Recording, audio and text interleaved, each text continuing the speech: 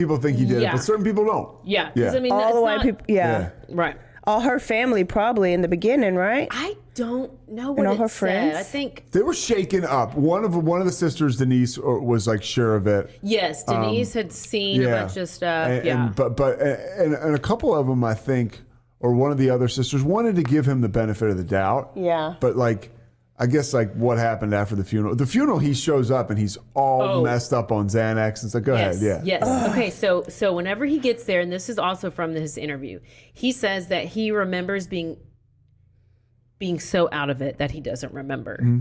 And he was like, I'm at a funeral? Like, whose funeral am I at? Like, really, bro? And he's like, who died? Like, what? And so he was heavily medicated. And at one point, she had an open casket. I mean, they obviously had like a turtleneck on her because your neck is slit.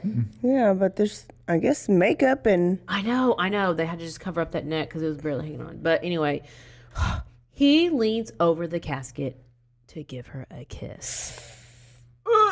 He said somebody had asked somebody was close by and was like, what did you say? Because they said that they heard him say, I'm sorry.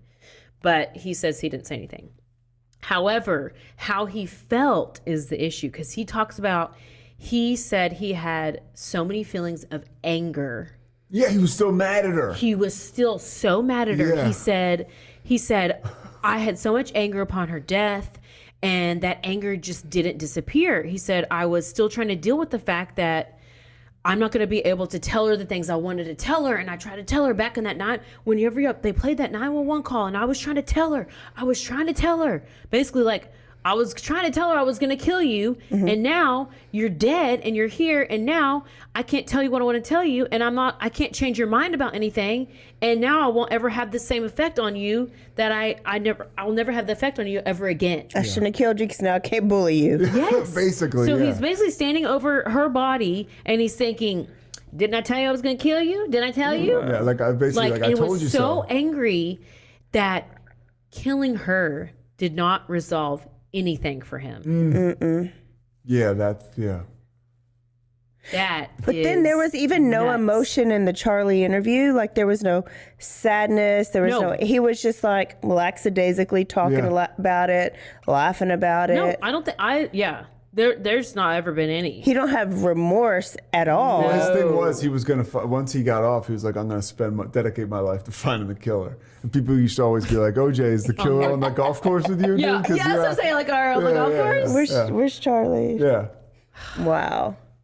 5 days after the murders, OJ's attorneys negotiate his surrender to police, and it was agreed that he would turn himself in at 11 a.m. on June 17th. Yep. Yeah. Not Juneteenth, June 17th. Getting close.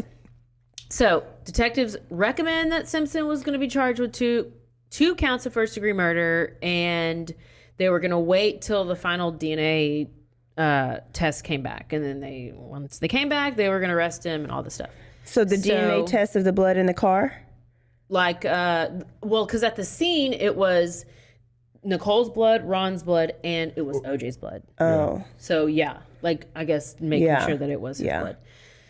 So 11 a.m. comes around, and by the way, one that thing. That could be argued, though, in the thing. It could, and it is argued. One thing, too, so OJ was OJ, right? He's such a celebrity that he basically gets interviewed by these two police officers without an attorney. He's like, sure, I'll talk to the police. Oh, yes.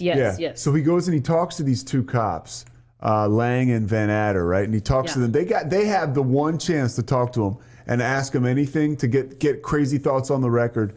And they couldn't pin him down. They couldn't pin down a timeline. These guys bungled that question and answer session. It was really the one time they had him, and then they just let him go. Like they didn't keep him in custody. They could have kept him in custody. They could have held him, and they didn't. And it was like, well, why would they let him go? Because he's OJ. Like, where's he gonna go? And that was like the beginning of the celebrity, like part of this treatment this dude got because he was OJ. Like, yeah, he's The Rock. Okay, so he's gonna turn back up. Like, and whatever. before him, was there any major like celebrity athlete that committed anything I mean, like that? not that I can think of. I feel like he was the one. He was probably the first one. And then after that, you got Ray Caruth, and you got Aaron Hernandez, and you got OJ like made people realize that, oh wait, just because they're celebrities, they are human and can do shit. Yeah. Yeah. So it's 11 a.m. He's supposed to turn himself in, and police agreed that they would delay him for an hour. He could do it at noon because OJ gets what he wants, and because he was going to be seen by a mental health specialist because he was showing signs of suicidal depression. He had updated his will. He called his mother and his children, and he wrote 3 sealed letters, one of them to his children, one to his mother, and one to the public. And I'm pretty sure Robert Kardashian read one of them to the public. More than 1,000 reporters waited for Simpson at the police station. One Parker Center, which I think. But he never showed up. Yeah. Oh, where'd he go? Back to McDonald's? No, he didn't ever showed up. And so I mean, this they is were a like, zoo. There's press everywhere. Yes. And this one And they're like, wait, guy, at the police conference, like they're waiting. And they're like, where is he? Where is he? And everybody, Where is he? the one guy from the media talks about, hey, everybody, this guy had goodwill. Whoever the sheriff's deputy was, or whoever the commander was, and he's like, hey, we'll have him here. Well, and that guy had to stand in front and say, like, OJ's not here. Sorry. Yeah. So the LAPD notified Shapiro and said that, well, we're just going to have to go to Kardashian's house to go arrest OJ. And at that point, OJ's friend AC Al Cowens. Yeah, Al Cowens. His teammate, they grew up together. Teammate, best buddies. Okay, yeah. And so we call him AC. Or they call him AC. Yeah. But yes. So he picks him up. He picks OJ up and he's going to take him to the police station. Okay. So all of a sudden, he's not showing up at the police station. He's not at the Kardashians' house. And it's like they go on and they finally declare that OJ Simpson is a fugitive. And there's an all points bulletin. And he now has a warrant out for his arrest. So AC arrives, picks OJ up, gonna take him to the police station, but OJ decides he wants to go to Nicole's house. Now, why would he want to go to Nicole's house? I don't know. Why does a murderer ever want to go back to a place that they murdered somebody? To revisit it. To revisit. You guys do this a lot, I'm guessing. But OJ's like, take me to Nicole's house, take me to Nicole's house, take me to Nicole's house. He wants to smell the blood. He wants to just I need it. He just needs it. Well, cops were everywhere. So he's like, take me to the graveyard. Take me to where she was buried. So he's like starting to lose it. And so he goes, he said, there's too many cops over there. Take me to the gravesite. He then said he was in so much pain. He wanted the pain to stop. He couldn't sit in a cell for the rest of his life because he had to take care of his children. And then he starts to threaten to kill himself. And that's where we end for today. One last thing about this chase. So we can wrap it up with this. We can just wrap it up. This is my personal experience. Yeah. So I'm sitting there with my buddies. It's my summer going to my senior year. We're getting drunk, smoking weed. We're going to watch the Knicks play the Houston Rockets in game, I think, 3 of the NBA Finals. Oh my God, your memory. So we're watching this game. We're watching this game, right? And all of a sudden, breaking news. So they interrupt the finals. They interrupt the finals for this OJ chase. It's crazy. And so all of a sudden, the chase becomes such a big deal that they put the fucking game in a box, and OJ is the thing, and the game. We're like, and at the point in time, we're like, oh, I guess OJ is the big deal. Yeah. Yes. And so it was the most intense slow speed chase. Oh yeah, you've ever seen in your life. Yeah. So we're gonna continue with part 2 next week. I just need to know how they caught. Do they put the spikes out when they caught him? Listen, you don't even need to know that right now. Oh my goodness. You gotta hang on and hang out. What does that We gotta mean? hang tough. Is the new You kids gotta on the block? hang tough, and get you a pineapple bag, girl. Oh my goodness, that was so much fun. Okay, I'm not gonna watch anything, even though I want to. Pete, you have to come back. Oh, Obviously, I'm back. I mean, whenever. we're gonna have to figure. Yeah, I'm back the next time you guys want to do it. Okay, we gotta finish it up. We gotta we finish the story, can't like skimp on OJ, so that's why it's been. No, Oh, look, yeah, I'm like so in with this. yeah. Like, cause I mean, I honestly was like, It's how are we gonna do this in like a one sitting? So it's perfect. oh Okay. yeah, no. So part 2, y'all's mouth are watering. My mouth is watering. Your mouth is watering. You literally had no idea. I'm so torn because I got my white side and my Mexican side that are like, OJ did it, but then my black side wants to say, go let him take one for the team. Listen, OJ out here on damn Twitter. He's over here talking about Roe v. Wade. Yeah, and his dumb ass is like, I think we need to have women's right to choose. And I'm like, really, bro? You slit her throat all the way to her neck, all the way to her back spine. Yeah. Women's right to Oh, choose. when something big happens, he'll wait. Hey, I'ma Twitter follow world, him. it's OJ. Can we talk about Hey, why he Twitter was Hey, arrested Twitter world. this last time? What happened? What was the whole? Well, y'all tune in next it's week me, yours to truly. part 2. Well, it's my Thank you Twitter so much site. for having me. Let's start It was with a Roe blast. versus Pete will be- Wade. Wait, Stop listen, it. wait, one more. Hey, Twitter world, it's me, yours truly. Happy Sunday. Well, it's my Twitter site, so it's my opinion. Let's start with Roe versus Wade. I thought it was a horrible decision. I think women should have the right to decide what happens with their bodies. Oh, really, Especially in Oh, cases- do you? Really, OJ? Come on now. OJ. I ain't even. Nicole didn't have the right to She did decide who not. she No, wanted she to didn't have have sex that. with. You was going to chop off her head, basically. Oh, okay. So, Pete, you were a blast. You got to come back for part 2. We I will- got to I will. finish strong But on please this. don't get so Count me drunk in. next time. Count Yeah, me don't in, get so right? drunk. Don't get so drunk. Don't get so hammered. You next guys time. really handle yourselves well. I mean, I honestly, I forgot you were drinking, and then the way you guys do this is awesome. I'm like, you. it's like the definition of chemistry, and it's what the whole thing is. You guys got a good thing going. Thank you. you. So We we can't love it. fire each other then, huh? No, we can't. No, I guess we're stuck. Y'all, thank you for great. tuning in. Don't forget to Stay aware. stay alive. Always be DTF. See y'all next week. Peace out.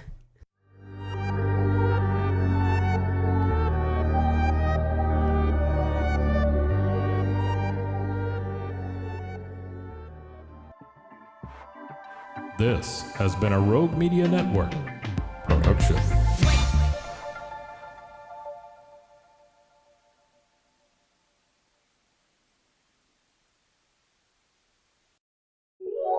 This is a Rogue Media Network podcast.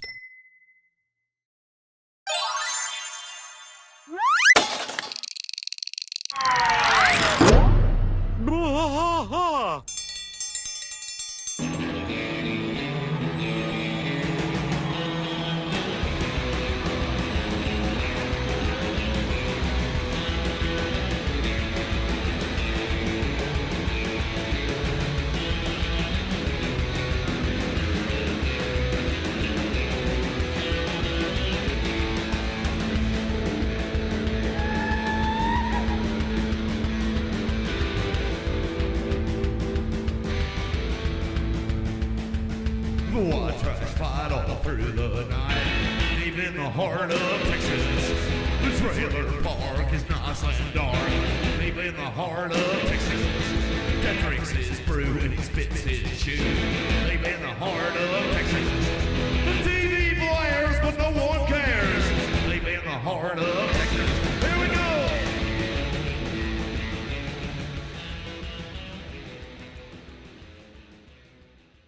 Hey, everybody. Welcome to WA. Yeah. Got a little bit of a tone today because this is it for us. Last show, we've had some stuff come up, and had a fight with Mason out in the hallway. Elevator collapsed. All the plants have died here.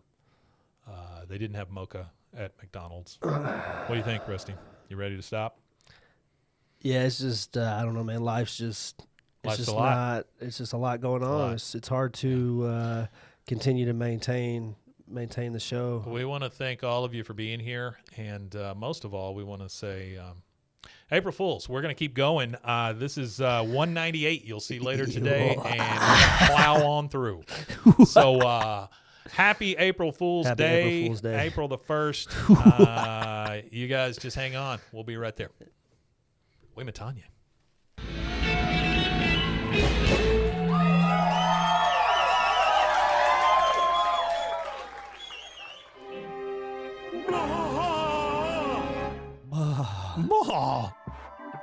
This has been a Rogue Media Network production.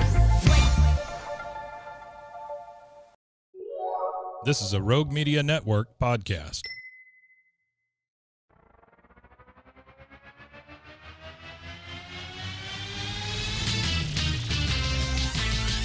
Pros and heroes. Gonna tell you about pros and heroes. Gonna tell you about comic books, costumes, facts, boots, and other stuff. In this week's issue, Kingdom Come Part 1. Welcome into Bros, Foes, and Heroes. I'm Zach, joined as always by the monolithic one. Oh. I don't even know what that means. But Mr. Mike, so Mike, it's how are you like doing today? like the big thing in 2001. That's a big thing monolith. The big thing that the apes were fighting against. I thought the thing that they're like where they're beaten with the bones. What are you talking about? But I mean, they're beaten with the bones while that big black thing is just that's okay, the monolith. that's the monolith. Yeah. I got you. Yeah. Okay. Yeah. I only know that because my wife and I got into a thing about monoliths one time, and I couldn't even tell you how that happened.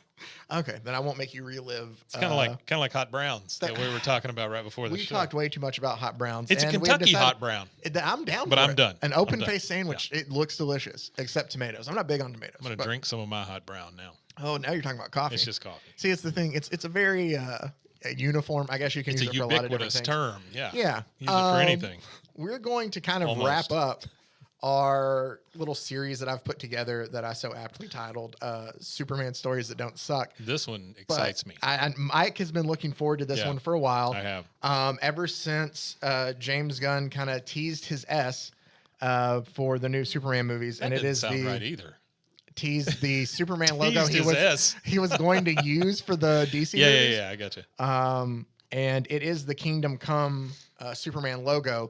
This is a Elseworld story. I think we've talked about these a little bit is before. it? Oh, I didn't realize that. Essentially meaning it happens. It was Elseworld is the title that they've given to books of like it happened, but it happened in a different world. Or What's like the one in different kind Marvel? What do they call it?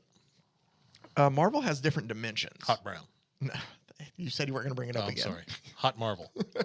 They have different dimensions. Like the main Marvel, I sound very nerdy when I get into this. No, it's good. But the main Marvel dimension, I'm pretty sure, is like a universe is what it is 616, which is the one that we're on. Oh, yeah, okay. They have So the different numbers, planet numbers, all that stuff. Okay, so there's the multiverse And thing. this, when we had the new 52, the DC timeline basically kind of broke up into 52 different multiverses. So there's like 52 different timelines, and they all happen on. DC has Earths. So it's like Earth 1, Earth 2, okay. Earth 22 essentially is now retcon of where Kingdom Come happens, but it's an Elseworld story. I found out all this in looking up to research because there's some of the backstory that I wanted to get up that I find very interesting that we'll get into when we get It's into so this. big. There's a lot to it. There's a lot to this. So know that I have, I can't remember what edition this is. You've got the softbound. It is softbound, but it's all not. together. It's like a collected edition because it has all four of the. Oh, it's dedicated to Christopher Reeve in the front of the book too. Oh, very nice. But it is a collection of the 4 issues that make up the series, and I'll tell you right now, we're going to spend a little bit more time probably. So we're going to break this up into 2 parts, a part 1 and a part 2. We'll cover issues 1 and 2 today, and next week we'll wrap it up with part 2 and issues 3 and 4. But so what it has here is a long, aside from just each, they call them chapters, the 4 chapters of the story, I have like sketches in here, which I absolutely love because I guess before we get any further, the one thing that is really just special to me about Kingdom Come is the art. And that is, it is all done by Alex Ross. And if you don't know who Alex Ross is as an artist, you should do yourself a favor and just go look up any of his work. The big thing, and I kind of found this, I didn't know this, I found this out in doing some research for this book, is he came up with this idea for Kingdom Come while working on Marvels with Kurt Busiek for Marvel. And it's the same kind of art. And essentially what Marvels is it's a retelling of like the Marvel origin story. It's what is it? A magnum opus? Yes, of Marvel through the eyes of a journalist, Phil Sheldon. While Alex Ross was working on Marvels, he came up with this idea for Kingdom Come, which was essentially kind of the similar thing, except for DC and using the DC characters. Right.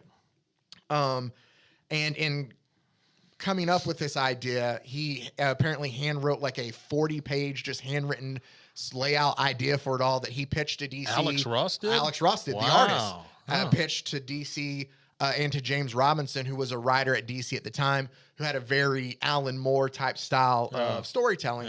And kind of viewed himself as that, because Alex Ross kind of saw this in a Watchmen type story. It was a big, his idea, as you can kind of tell maybe from the name Kingdom Come, is this is going to be a bit of an apocalyptic story when it comes to the DC universe. Sure.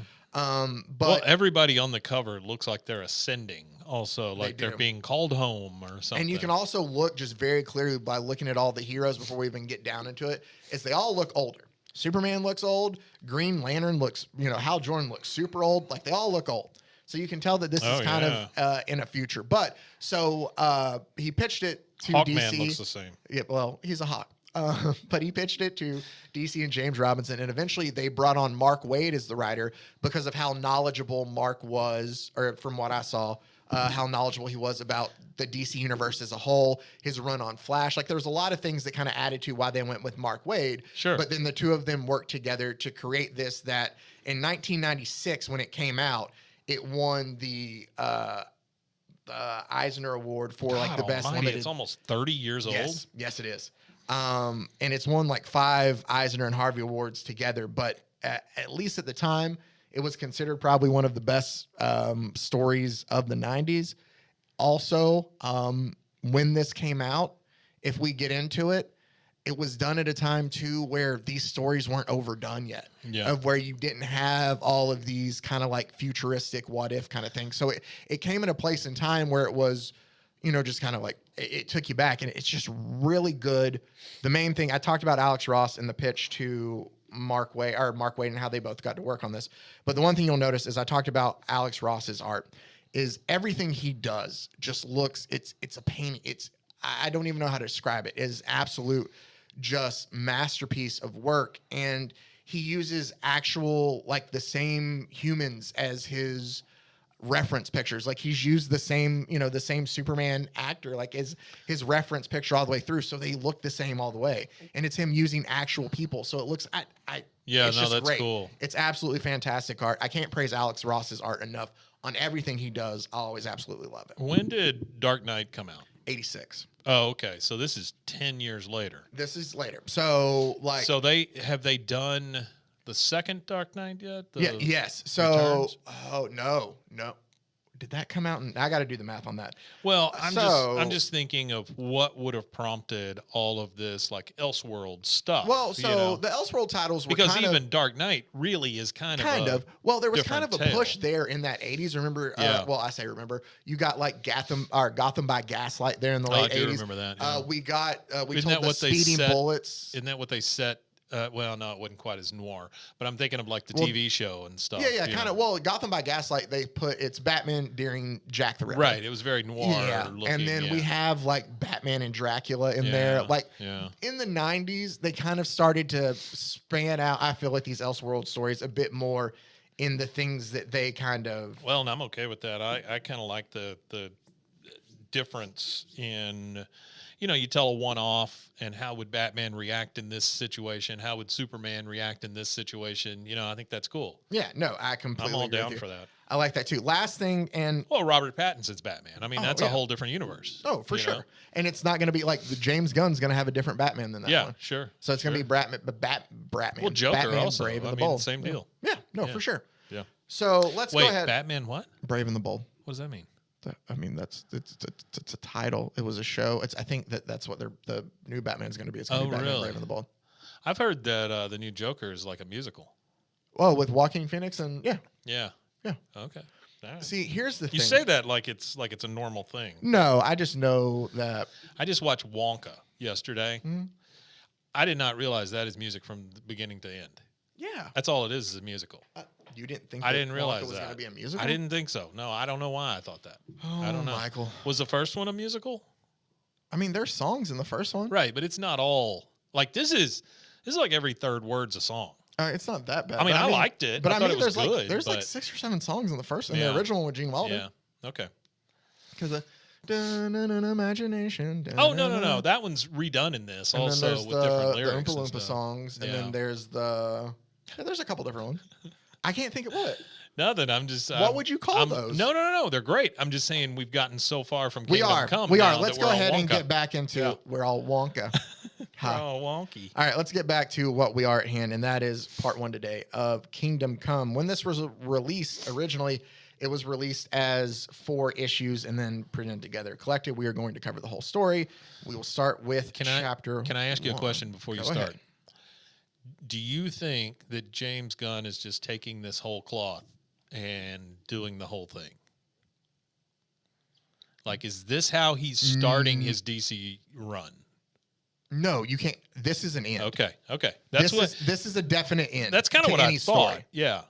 Well, maybe he's still employed by Marvel and he just wants to end DC. With the That's first, what it is. so we're just gonna kill off. Well, no. Like, here's what I think. What I honestly think is he picked the S because it looks cool. Yeah. It does look cool with the black back there. Sure. He's obviously not got an older Superman because we know the guy playing him. Yeah. Yeah. But I don't know if like it's an end game, maybe. Yeah. But I would think you'd have to. We'll get into it. It's Okay, a really good okay. story. I just thought I'd ask before we get into it because Fair enough. that's a question I would certainly have as we go along. No, I completely got you. So let's go ahead and open up Kingdom Come by Mark Waid and Alex Ross with Todd Klein here. And it's Can I ask absolutely one love more this. question? Of course. Old Superman. Yeah. So, is this just the second time we've seen old Superman? Because I know in Dark Knight there's old Superman. Well, no, remember we covered that one. What was that called? Superman at Earth's End. Remember where he had to fight like the Hitler twins? That's a whole different. That was another Elseworld story, but that was very old Superman. Yeah, and it was bad. It was bad. He used a gun. Remember? Yeah. That was Those terrible. giant machine gun twins. and stuff, Yep. Didn't like it. Oh, man. No, didn't like so, that at all. we've seen old Superman a couple times. Okay, But all right. I like this Again, I focused on. I like the idea of old Superman. I do too. I like the idea of old Batman. Well, and I like how don't they did like old the Batman. idea of old Wonder Woman. Here's the thing. She's not. She doesn't age the same way. Boom. Yeah, okay. And that's brought up here too. Because she's an Aztec or whatever. What is she? Amazon. Amazon, same thing. I get all my stuff delivered by Aztec, not Amazon. So that's why I thought Oh man. Yeah. All right. Well, let's go ahead and dive in it's here. a hell of a service, but a lot of blood is shed. I bet to Kingdom Come, Yeah. which Is it opens up here. gorgeous art? Oh yeah. Gorgeous. No, that's the thing is, it's Even going Harley to look Quinn's fantastic. That's not Harley Quinn. Oh. This is okay. what I wanted to get to. All of these heroes here, Yeah. you do not Wait, know they're a brand single new? one of them. They're all brand new for this story. Oh, wowzers. So Look at that's this. and there's a reason behind this, and I'm going to tell you Is this this now. evil Wonder Woman? It's not. Here's the Okay. thing. A lot of these, like once we get to the sketchbook, Yeah. he's named them all, Oh. but they don't have names in the story. Oh, wow. But there's like you'll Okay. You'll Are see these kind of while we get replacement? to it. Okay. I'm not asking any more questions. The All one right, go guy for you it. might know right there is the Spectre, Oh, okay. and the I've Spectre's been around for a long I've heard time. the name. I just don't know You anything have, about I think you have a Spectre comic that whatever. Mason ended up taking from. I think we've pretty much established the fact that I have no idea what was in my attic. That's true. Yeah. But he's going to kind of be the best way I can describe him in our story. That's not Shazam? no. Okay. No. Okay. But It's Battery Man.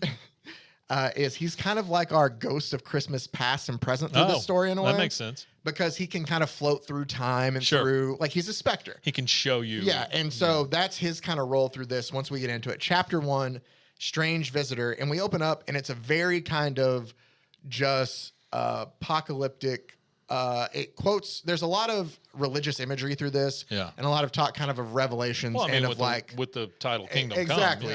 Come. Yeah. And so there's a lot of just kind of great dark brooding imagery there of while it, kind of quotes some of the scripture from. That's a kick-ass image right Dude. there, because that's Superman versus Batman, but it's a eagle Versus or a a bat. bald eagle versus a bat. Yeah. But you can kind of pull that away from you know exactly what it is. See? Yeah. But there were voices, So and thunderings, good. and lightnings, and an earthquake, and it's just setting up this giant epic battle that you just see. It but does- you can't tell who it is. It does feel biblical, though. It does. There's like a glowing green, and there's these Yeah, reds. but who else throws bolts?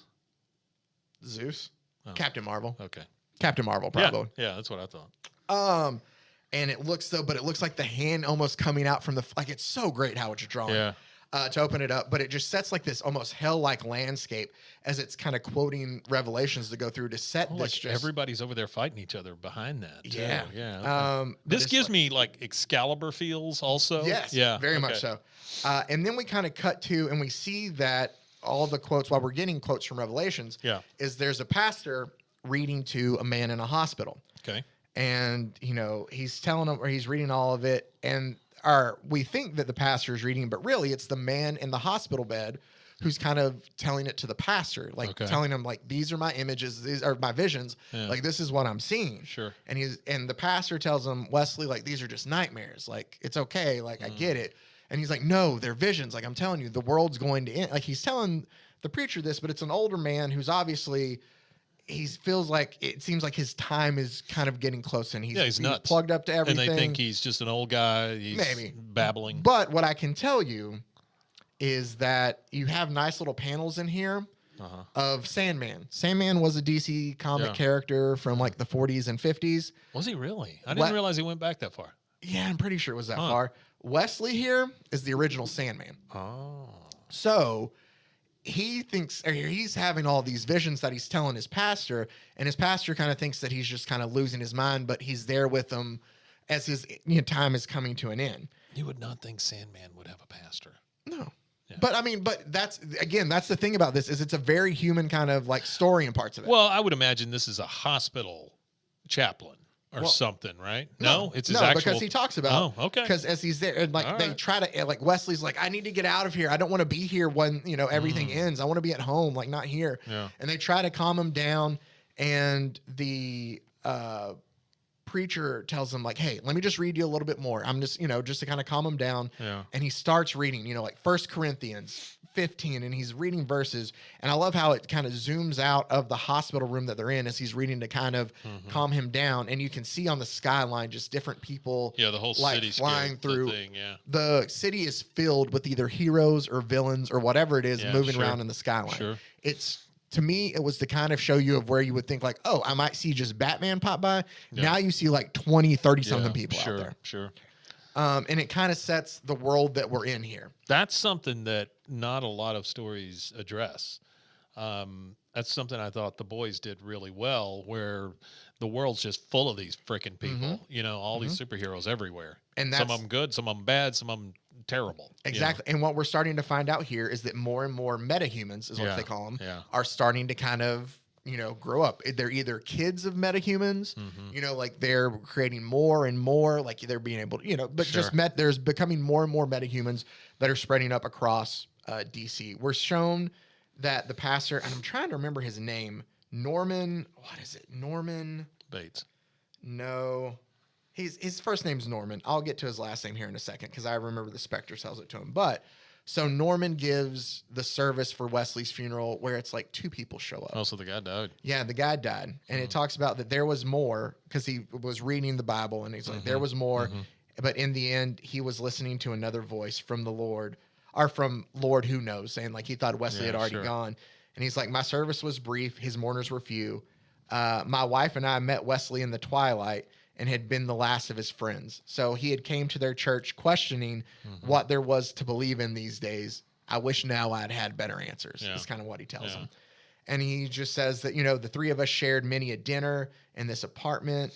His wife would, get upset with him when he would tell him that he was living in the past, when he would tell all of his stories, but then she would still be like, hey, why don't you go ahead and tell us about story? Yeah. And the 3 of them would just sit there and listen. And he's just talking about like just enjoying that time. I don't know how you can't like if I were in that situation, that's all I would want the guy to do is tell me. And all that's what stuff. it says. It says once upon a time, he said he called himself the Sandman. He was a superhero. You'll excuse the expression, is what he says while he's kind of telling it here.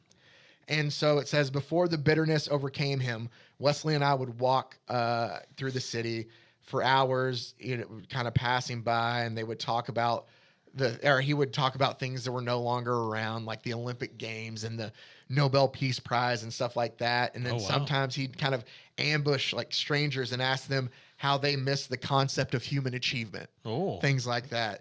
And he's like, most of them just thought that Wesley was kind of just a crazy guy, tried to diffuse it, and, joke around that he's just kind of acting like some old codger. But like this that didn't appreciate the new generation, but obviously like it was something that kind of bothered him because he went and laughed about it. He said that Wesley insisted that human initiative began to erode the day people asked a new breed to face the future for them. That's a very parallel to AI now. In a way. Yeah. I kind of love it's on the nose here. He's going into a restaurant that's called Planet Krypton, where Hollywood. all the servers are dressed up like the old kind of superheroes of old. That makes sense. Yeah, and they're kind of walked in, and like the guy's like, "Good afternoon, citizen. How may I serve you?" That's the only time you should ever see anybody in a Green Lantern costume. Yeah. And Norman just kind of walks by him, and he's just kind of like, "Hey, they say I look good. What do you think? I make a pretty good Green Arrow or Green Lantern or whatever." Like the guy doesn't even care. Yeah. He's just kind of dressed up for it. But you get a scene of how all these characters are just kind of commercial only in a way. Yeah, it's not a real. Yeah. It's people dress up as them and serve stuff. It's like I'll have an American way on rye or on white is what one of them says. There was a Gotham Knights pennant. There before was that. Yeah, down there in the corner. That's kind of cool. That is also another thing you might like in this. Give me a black condor straight up. Oh wow. There we go. That you want to call back? That's our very first episode. It just jumps off a cliff. Yeah. Is that what it does? Well, remember And the it learns to condor. fly? The condors taught him to fly. That was our very first episode, was Black Condor, but a nice little throwback here. All right, yeah. 150 something later, but still. Oh boy. I don't know if it's that many. That's I a just lot. throw it. Yeah, it's 6. He, after his lunch, he just kind of goes back out and he's talking still again about the world kind of around them and how it's different from the one that Wesley would tell him about and how heroes kind of used to be. He said the same man had gone to his grave without one grain of faith in the future. And the saddest part is that he was far from alone. With each passing day, he talks about how the hope is just kind of becoming bleaker and bleaker. According to the word of God, the meek should inherit the earth someday. He goes, but God never accounted for the mighty. And it shows, the writing for this is fantastic. And it shows all those new heroes, and it's like they're battling a villain, but there's no regard whatsoever for anything. This is very much in the same vein, and I kind of told you it a little bit, of that Action Comics 775 with the Elite, of how they had no care for... Well, they have nobody watching over them. I mean, who watches the Watchmen? Exactly. And so that's kind of what we see here. Granted, this was told about 6 years before our Superman story that we covered last week, but it's the same kind of story in a sense. And there's a reason behind the look and brutality kind of these new characters. Is there any reference to like when this is?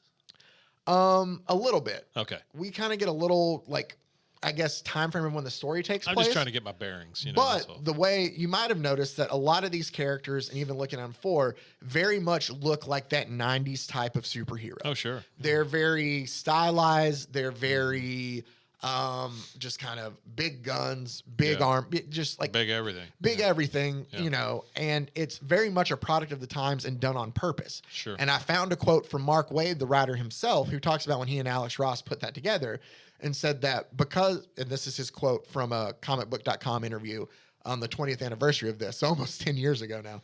But he goes, because a lot of what we were reacting to was gestalt of the mid-90s in superhero comics, the idea that all of our new characters were harsh and violent and beating up on each other without a real sense of humanity to them, that somehow those were popular and more vital than what was perceived as the old-fashioned bar. Your dad's superheroes, Superman and Batman and Wonder Woman and those old fogies. They specifically wanted them to look like the Image comics at the time, or the new DC characters at the time. What was the hot commodity to show that they were supposed to look more harsh, more violent, more different than, the superheroes that your dad had, that both Mark Waid and Alex Ross grew up on. They're supposed to look like this is a new breed. Right. And so they have that image look to them. What we see while everything is going on is kind of like we said, they have no kind of care or thought for anybody else that's around them. And while this giant battle is going on between these metahumans, it talks about that. I just love kind of the way he's describing the world Wesley, or Norman, is the world Wesley left is filled not with his heroes, but with their children and grandchildren. They number in the nameless thousands, progeny of the past, inspired by the legends of those who came before. If not the morals, they no longer fight for the right. They fight simply to fight. Their only foe is each other. The superhumans boast that they've all but eliminated supervillains of yesteryears. Small comfort. They move freely through the streets, through the world. They are challenged but unopposed. They are, after all, our protectors. And while saying that about our protectors, it just shows all the damage and destruction they're causing everybody, to the point of where Norman, the pastor himself, has to save this little girl from everything that's going on. A very frightened and scared little girl, while you get the juxtaposition, big word there, of the hero in here who's just kind of kicking back laughing while everything's going on. Is this guy 666? He is, but he's one of the heroes. Oh, okay. So it's just kind of showing you yeah. So then, I feel like they were a little prophetic in this. A little bit. Then, though, something big happens that kind of shakes everything. And this is the big catalyst in the story. As they're all fighting there in what I assume seems to be kind of like Times Square. Yeah. I love how there's some, either, I don't know whether it's Chinese or Japanese, but there's other, like, culture characters there. Like, there's another. Because it's more of like a world center. Exactly. Yeah. But all the battling all of a sudden just stops. Like they're fighting and they all stop to look what's coming on the TV there, and the giant screen in the middle of Kansas. And it just says Kansas Bulletin. And you don't know what's going on. And it's got like an epicenter kind of thing. Mm-hmm. It says, I tell myself this too shall pass, that humans still have a chance to reclaim a world rightfully theirs while it still exists. That in the face of superhuman might and superhuman odds, time has not ran out on humanity. Yeah. And then it shows that, and them all stopping and look at it. And he goes, I am wrong. And then it shows everybody just stopping to be like, it's like oh no. Yeah, it's like not when just the superheroes, it's everybody. It's everybody. It's like, what's going on? And then we flip to he's in like the church, and he's kind of given this fire and brimstone type message to his congregation about the end of times. And they all kind of get ready as they're getting to leave. And he's like, forgive me. I'm sorry. I didn't mean to kind of like dive into this. And they all get ready to leave. And he's like, they were coming to me for mourning. Like they're looking for hope. And all I'm doing is give them. How do you not feel that way with all that? And that's kind of what he's like, he's looking for kind of hope and encouragement. And I just can't give it to him. He's like, I see this world and I'm having a hard time finding anything to hang on to. And it's hard for me to give that to my congregation. And while he's there, he talks about like Wesley knew. He's like, he knew this was going to happen. He told me. He had those nightmares. He goes, or maybe there were visions. Maybe they were. Maybe they're like, he's starting to kind of question all this. Like maybe he finally knew all of this stuff. He goes, but if he was right, and then so now if he was insane though, then I am too, because I'm having his dreams. I'm having these same thoughts. And if these, visions of utter despondence, if he wanted someone to act, like, why me? Like, I don't know if there's anything I can do. And he goes, Kansas proved it. Thanks to the superhumans, the end is near in the word of God. So very, very far away. And about that time, don't really know what happened in Kansas. We don't. We're about to find out. Right. The Spectre now appears and shifts through into the church to meet Norman there. What's his deal? He's just a ghost? I mean, he fights crime. Okay. I don't know. I'll be honest. I don't know a lot about the Spectre. He's a crime-fighting ghost. Crime-fighting ghost. Just like Casper. I'm sure. You know what? Somebody will correct us in the comments. We find out, and I'm completely fine with that. Hey, by the way, let me take a second. Anybody who wants to leave comments, that is fantastic, because we've started getting some on YouTube, and I really appreciate it. Me too. Please correct us. Please. Yes. Dear Lord. Especially when we get the Tell me how stupid I am. Well, especially when we get the wrong actor from The Wire. I can tell you, I thought that when you did that, I was thinking of actually the scene where they're trying to find the bullet that's end up in the refrigerator, and it's just MF over and over again. So I thought the same when I was like, oh, okay. That I got my scenes confused. Anyway, yeah, we welcome it. But back to, so the Spectre comes through and he tells him, like, I need you, Norman McKay. That's his last name. I knew it was coming. And he's like, what do you mean? Like, are you a vision? Like, are you a ghost? Like, what is this? And he's like, hardly. Like, you're very. Like, no, that's Marvel. Yeah. Sorry, his he's like, you're very sane, but you may be paramount to mankind's survival. He's like, even as I stand before you, an act of unspeakable evil has begun to manifest Armageddon, or has begun to manifest. Armageddon is fast approaching, but you know this. You have the dreams. Like, he's telling him, like, you kind of know. And he's like, yeah, I get the same things that Wesley was had. What all is it? Or what is this? And he kind of questions, like, I'm getting a little ahead of myself, but he questions, like, wait, are you an angel? Are you God? Like, who? Because he's trying to figure out all this. And well, also, that's a heavy burden to lay on somebody. It is. He does ask him, he goes, you see my mind, my soul, are you an angel? And he goes, of sort. Here, he's asked your question. A higher power has charged me with the task of punishing those responsible for the coming evil. Long ago, I would have judged swiftly and with clarity, but my faculties are not what they once were. In order to carry out my task, I must anchor myself to a human soul who seeks justice. Oh. And he goes, but I don't. And he goes, you will. The Spectre tells him you will. That makes sense. So that's why I was saying he's kind of like the ghost. He's using Norman to transfer. He needs a human to interact. So what? I get it. And he tells him, That's like, cool. I'm going to show you, because I came too late into search of Wesley Dodds, who was the Sandman. He saw more tomorrow with a power that he did not understand, but he passed this power on to you. So that's why I'm coming to you now. You're going to help me as we figure out and, like, to figure out there's a way for us to stop this. Sure. And he tells them very well, but explain this to me. If you're truly of being of great power, how is it you cannot find, or you can find no way to avert this catastrophe? Good question. And he tells them, like, that's not my task. And he's like, once Earth boasted other saviors who might have stemmed the tide of this destruction, but as you will see, they are no longer the solution. Yeah. They are in many ways the problem. And we shift off to what looks like. Where does that look like, Mike? Well, it looks like Kansas. It It looks does like look like Superman Kansas. working around in the cornfields. Here's what I will say. Tell me that old, and I kind of brought it, tell me that old Superman is not look like Jesus.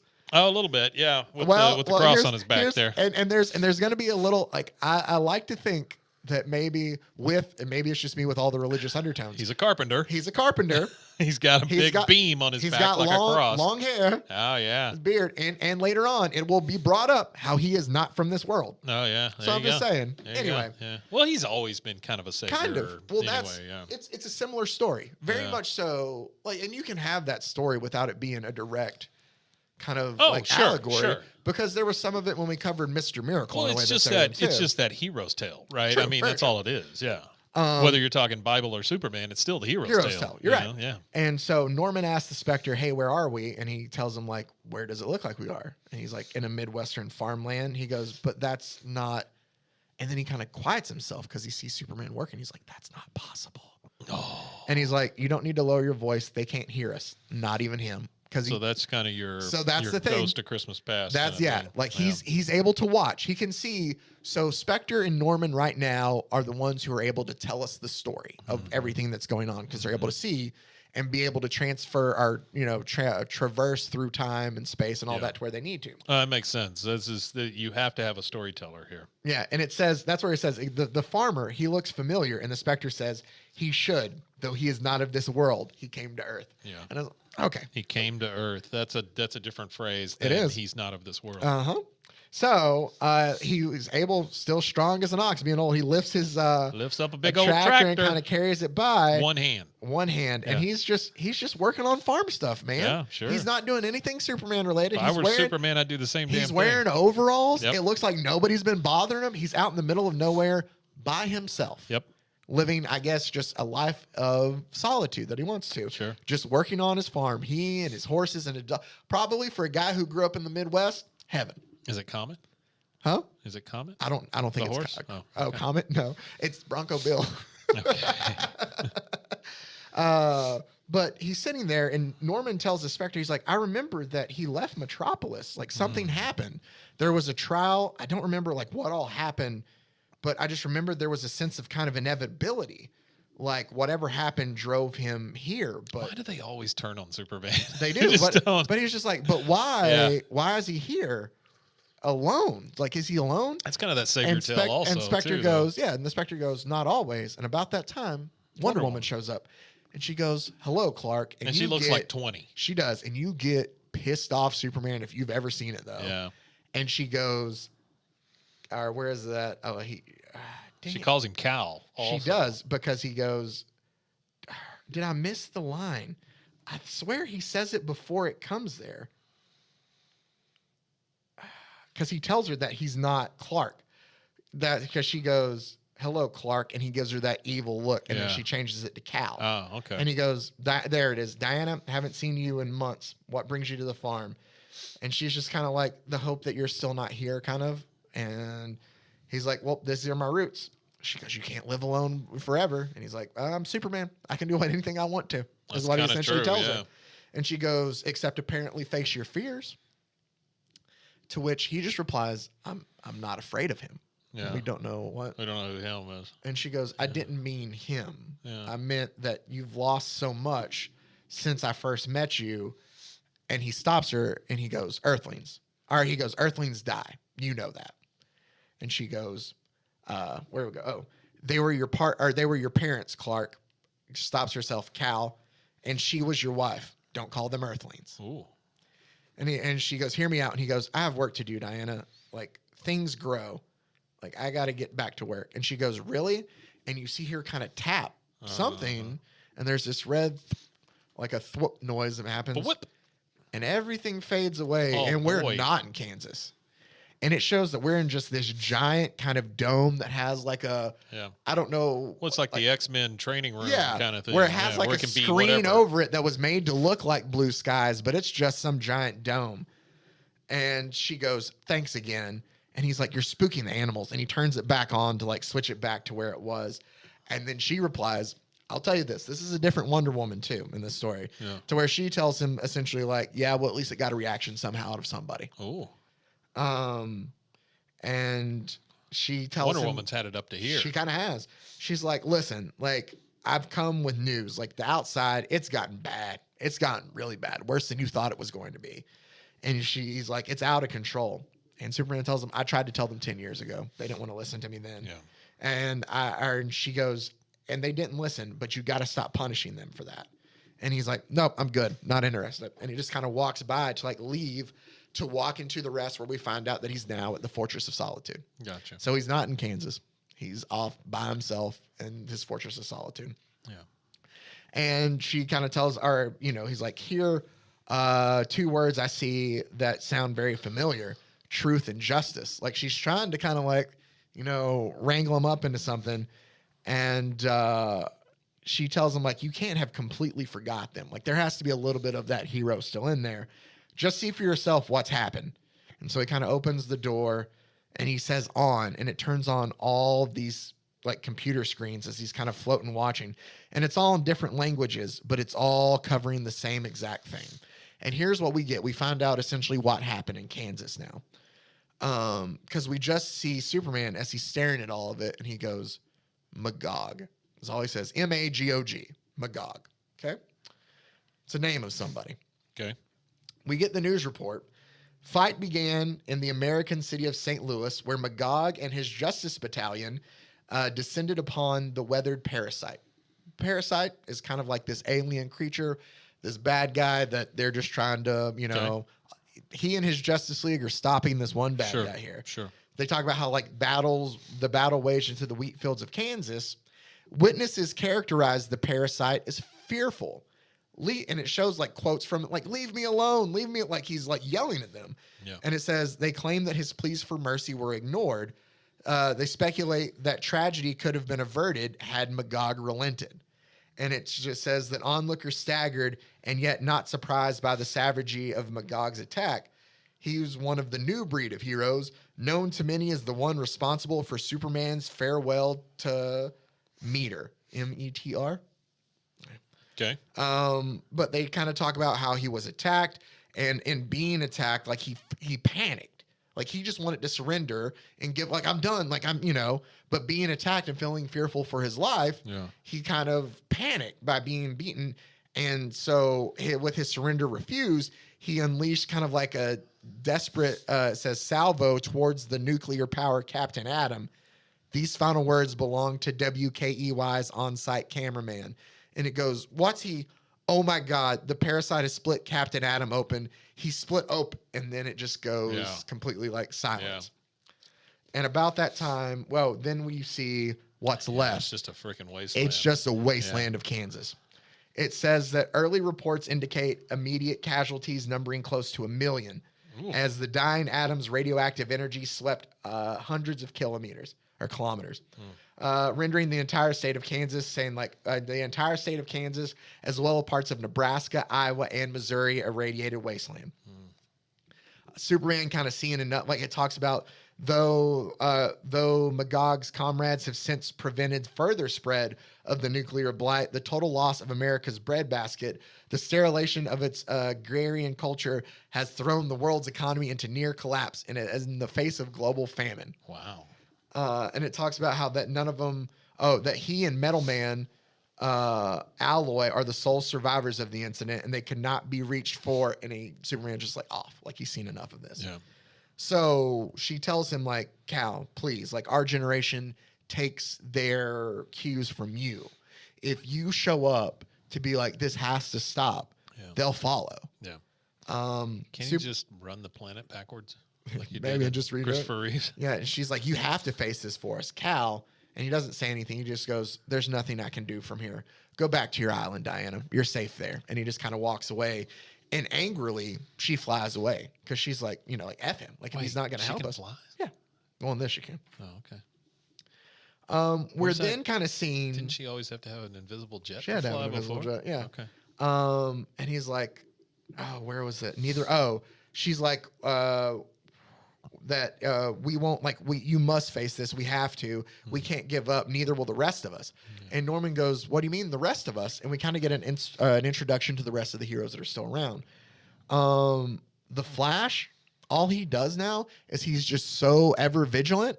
They talk about how Central City, our Keystone City, has essentially kind of become a utopia. Like, no crime happens because the man's never not on patrol. Yeah, he's a constant blur around the city. You just see this red line going up from place to place to place to place all around the city. I love the line. He lives between the ticks of a second. He is the Flash. Like, they do a great job of setting up these characters.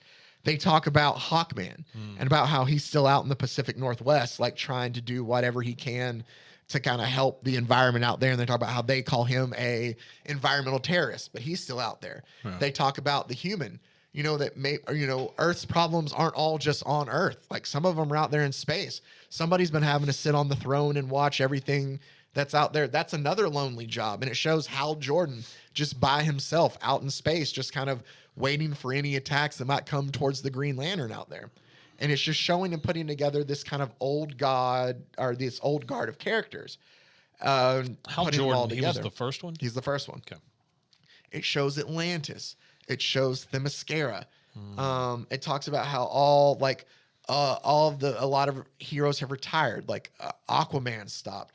Wonder Woman went back to her island. Some of the heroes went back to the 30th century. We talked about the superhuman, our heroes of the 30th century, and that someone went back to their times. Like, it's like, it kind of split up and heroes kind of disappeared. And then Norman asks, but, I remember more, though. Like, there was one in Gotham City. Like, what about the Batman? Yeah. And he's like, Batman. And it shows, again, I just love all the art through this of just Gotham City and the kids running.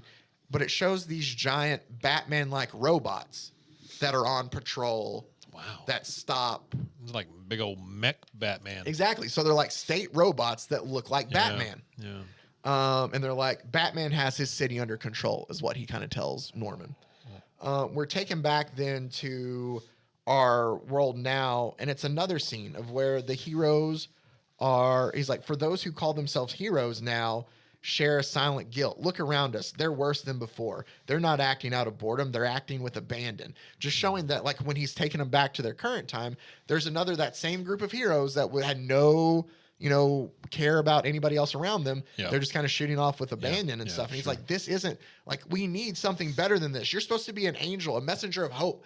All you're doing is just showing me evil. Like, give me something to believe in. It's kind of like what Norman's kind of telling him there. Sure. And while like when we see the scene happen, there's the evil clown that's one of the villains, like is on top of the cable car, just shooting at the heroes, and the heroes are just shooting right back at them, not caring about the people in the cable car and anything. Yeah. They don't care about the collateral damage. And Norman is just going on and on about like nothing matters. Like they're following Magog's just reckless league and they're out of control. Wonder Woman was right. The madness will go on and on. Oh, like, sure. We need hope. Like nobody's doing anything and it's just going to keep spiraling out of control. And I love, he says, when we need hope, you flip over and it sees, and suddenly there was a wind and it shows like this giant, like kind of almost it's tsunami like kind of. It's not a tornado. What's it called in the water? It's a hurricane. Yeah. Yeah, but whip up. And it goes, no, not a wind, a blur of motion, bending the steel of the weapons. And it shows like all the weapons being like just blurred by and snap, snap, snap kind of. Yeah. The cable car is thrown up on top and everybody's just kind of looking around. And it goes, even before the standards freed themselves from the cable car, they knew, we all did. We knew and remembered, and it shows all of them, and they're excited. Look up in the sky, like it's hope. Yeah, like he asked for hope, and you see it on all their faces. Yeah. And it's a great panel here of Superman just holding the two villains, kind of floating above there, and it's like he's back, and he's what we need. And I love the way they close out chapter 1 here because he goes, he had not turned his back on us. He stands in the sky, faith rewarded. He is returned, and in the next panel, it shows just kind of like an angry kind of Superman. Red and white. And it's almost like, and it's almost like a vision. It's almost like rage. It is, but it's almost like a vision from Norman because his look of hope on the top panel. Yeah, everybody else is excited except for him. And it goes, dear God, the threat of Armageddon hasn't ended. It just began. Yeah. And that is where we will close the first chapter of Kingdom Come. We will take a quick break and wrap up the story right after this on Bros, Foes, and Heroes.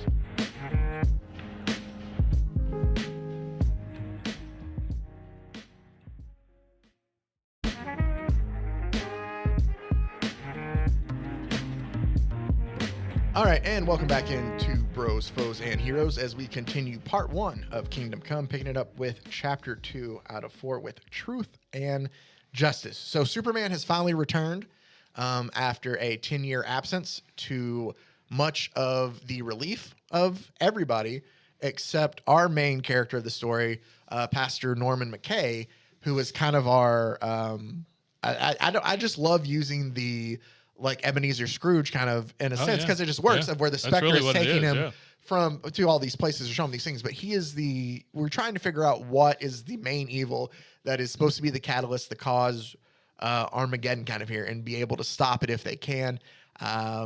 But from the way it looks, it may involve Superman. We pick back up. You don't normally see a solid black page in a comic book either. No, you don't. And it fits really well though with this because the kind of like the image or the mirror image to what's on the right here. And it opens again, and I saw the 7 angels which stood before God. Oh, wow. And another angel came and stood at the altar having a golden censer. And the angel I took, like it quotes Revelations to open each one. Mm-hmm. And the 7 angels it talks about, though, he does a very good job. Like you see Superman, you see Wonder Woman, like it's the heroes that they're putting together there. But what we get then is it's a vision because it's from the eye of Norman as it kind of zooms out. 7 angels? 7 angels. Superman, Batman, Wonder Woman. Let me see if I can find the. Hold on. No, you're good. You're good. We'll get to it. I'm just Batman's in my head not one of them. Thinking, oh really? Yeah. 1, 2, 3, 4, 5, 6, 7. There's 8 here. Oh, okay. But still, I can tell you who 7 those and 1 to grow on. Yeah, there you go. And he tells he's like, so we get Norman and the Spectre again, and he's telling him, like, where have you taken me? Like, I have no sense of time or anything anymore. And he's like, there's little kind of meaning for time where we are. Like, we're just kind of freely moving from moment to moment, guiding by your visions. Like, I only show you that which you must see. And he's like, are you disoriented? And he's like, yeah, very much so. I just wasn't really asleep, but yet I'm dreaming. I just feel, and he goes, were you dreaming?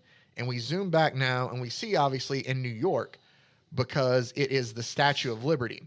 Now, I will like they have Lobo was here written on the Statue Oh, of wow. Liberty, which is kind of funny in a way. Yeah. But we get a very much so with what has happened in Kansas. There is a radical superhero, very much like, well, it mirrors other things, but there is a very radical superhero named Americommando, right? Americommando. Yeah, and he goes, for years, the Americommando and his Minutemen have protected the U.S. from foreign threats. Right? I don't like him already. I can tell you. Well, look at him. He That's looks what like I'm everything saying. you would hate. Yeah, he's essentially, and you're about to hate him even more. he looks 'Cause like Captain Trump. no, he's Kind of what he looks like. he essentially just tells you, he's like, with what happened in Kansas, we don't have room for anybody else who's kind of not American. Everybody just get out. We're protecting our shores kind of thing. And he just starts like going after like these refugees, like trying to find, homes there. And like So he's just trying to get rid of migrants and exactly people like that. Yeah. people that I aren't gotcha. American. Sure. Exactly. Sure. Wow. With no like Pretty care close. whatsoever. Pretty close. And while he's there, he's like, we can't house all that. No more. We're not doing this. Yargan. I'm paraphrasing all this. It's worse, but and he's just like, y'all just kind of get out of here. I'm trying to make it a lot nicer. And then while they're doing and they're fighting, he's like, we will defend this nation against. And there's another group of superheroes that comes in, and they're like, defend yourself, American Commando. This land is ours to guard. America, love it or leave it. So now it's like we have heroes fighting other heroes just because of, what's going on. And they're causing so much more damage. And that's what Norman points out while he's looking at it. He's like, the bystanders. There's He goes, 7 there. 1, 2, 3, 4, 5, 6. You're right. Okay. There you go. There's the 7 of them. I'll get to it. He's like, those aren't heroes. They're madmen. They're ready to battle over territory without bothering to care, who gets caught between them. Yeah. He's like, someone should do something. And the Spectre kind of looks up in the sky and just goes, indeed. And that's where you get, I want it to make this the podcast or the cover for the podcast cover this week, but there's just no way I could fit them all in there. But it is a great picture. We gotta fix that. There's just a great picture of them coming in, and it is all 7. That is the Ray that I will tell you. There's Hawkman, Superman, Wonder Woman, Green Lantern. Oh, that is Green Lantern? That is Green Lantern. Oh, I see him. He's kind of leaning back. That's the Flash, and that's Power Girl. Oh, Power Girl. Who's kind of I like don't know her. I'm pretty sure, I don't know a lot about it. I'm pretty sure she is of like a Superman type, like I don't know if she's she looks Kryptonian. like a Superman. Yeah, but type. she's like I always think of like I don't know a lot about Power Girl. I know who Power Girl is and what her costume looks She like. got some big ass boots. Yep, that's what they always say about Power Girl. But while the 7 of them are flying in like that, in the Flash show, I can't remember if I said. Yeah, you did. It says angels. No, not angels. Gods themselves is what it quotes as it shows that Green Lantern is helping to save like they aren't like Superman goes to take care of the American Commando while the other ones are actually focused on not the other heroes going on. Green Lantern's focused on saving people. Power Girl's focused on saving people. So is the Flash. Like they're more worried about the bystanders and what's going on. Yeah. And we see up in the Statue of Liberty that it just says, no, the Minutemen are distracted. We're losing our mental link. It's like these aliens or villains or whatever that have some kind of like these weird twins that have some kind of like mental link with the heroes that I they're don't like using. them either. Well, it doesn't matter. Robin sneaks up behind him and kind of does the, hey, you got 2 guys together? Bonk. Yeah, their heads together. Very much a Three Stooges move. And they collapse. Robin is your 8th one, by the way. And yes, that is Dick Grayson as Robin. Okay. Is They're that right there. kind of a Nightwing thing? There was a Red Robin costume that is. Okay. I just don't remember when Red Robin was in back. There's a Red Robin, by the way, bottomless fries, but Red Robin with a black cape. Yeah. Okay. I think he always had a black cape. All right. Good enough. And it says, so they go and they save everybody. They defeat the villains kind of. And then, they sweep their foes aside like 10 pins while Wonder Woman protects the innocent. So like they're all going in and saving everybody. And there's reporters going crazy and they have questions like, hey, are you back? Like, this is the story of the century. Right. And then they all fly away and they're like, wait, where are they going? Wait, where'd you go? Yeah. And it's like, we really need you. it's like, somebody tell Midtown that let them know that they're headed towards the UN building. So they run over there towards the UN building and Superman kind of sits there and he's prepared to make a statement. And he tells them all, he's like, good afternoon. Many of you may remember us. We have been away for a while. That was our mistake. In our absence, a new breed of metahumans has arisen, a vast phalanx of self-styled heroes unwilling to preserve life or defend the defenseless. Wait, a vast what? Phalanx? How do you spell it? Phalanx. Okay. Phalanx? I don't know. I was just thinking wiener, so that's why I That's thought phallic. that. Yeah. Well, I mean, it's right there. Phalanx. Okay, go. We're learning. We're going to learn a word together. Just saying unwilling to preserve life or defend the defenseless. A legion of vigilantes who perverted their great powers, who have forsworn the responsibilities due them. We have returned to teach them the meaning of truth and justice. Together, we will guide this new breed with wisdom, and if necessary, with force above all, and will restore order. We will make things right again, is what he kind of tells them. So it's phalanx. Phalanx. Well, anyway. It is not, well, number 2 is a bone in the finger or toe, but I don't think that's it. No. Number 1 is a body of troops or police officers standing or moving in close formation. They would be their group. So it's like a group of, yeah. And he's like, Almost like an army. Yeah. And so one of the reporters like, are there going to be more of you? And like Superman's like, our ranks are growing. I don't anticipate anyone acting without our sanction. I don't know that you need more. And he goes, anyone? Would that include Magog? Is what one of the reporters says to him. And he goes, Superman, are you truly prepared to confront Magog in light of what has gone before? And you can kind of see like a contemplated I should point out, we didn't. When Superman showed up, he cut his hair and shaved his beard. So he does look like Superman. Yeah. He does. You can still tell he's older. But yeah, you can still tell. He's got the gray in the temples. I want to know what the guy from Krypton shaves his face with, though, because it's the strongest thing in the world. Oh, okay. I thought we had it once. We had a comic where he used a mirror and he used this heat vision. Maybe that was Lois and Clark. I don't know. I feel like he did that one. But like Superman's kind of taken aback by that question, and Wonder Woman just kind of steps in front and is like, he'll be dealt with, and he'll, given the consequences of his actions in Kansas, him coming up and him resurfacing kind of seems unlikely. Mm-hmm. Like, I think with all he's done, like, we don't have to worry about him. But what about and they're like, that's all. And they just kind of fly away again. And then we get ladies and gentlemen of the delegation, is anyone here delighted as to what we've heard?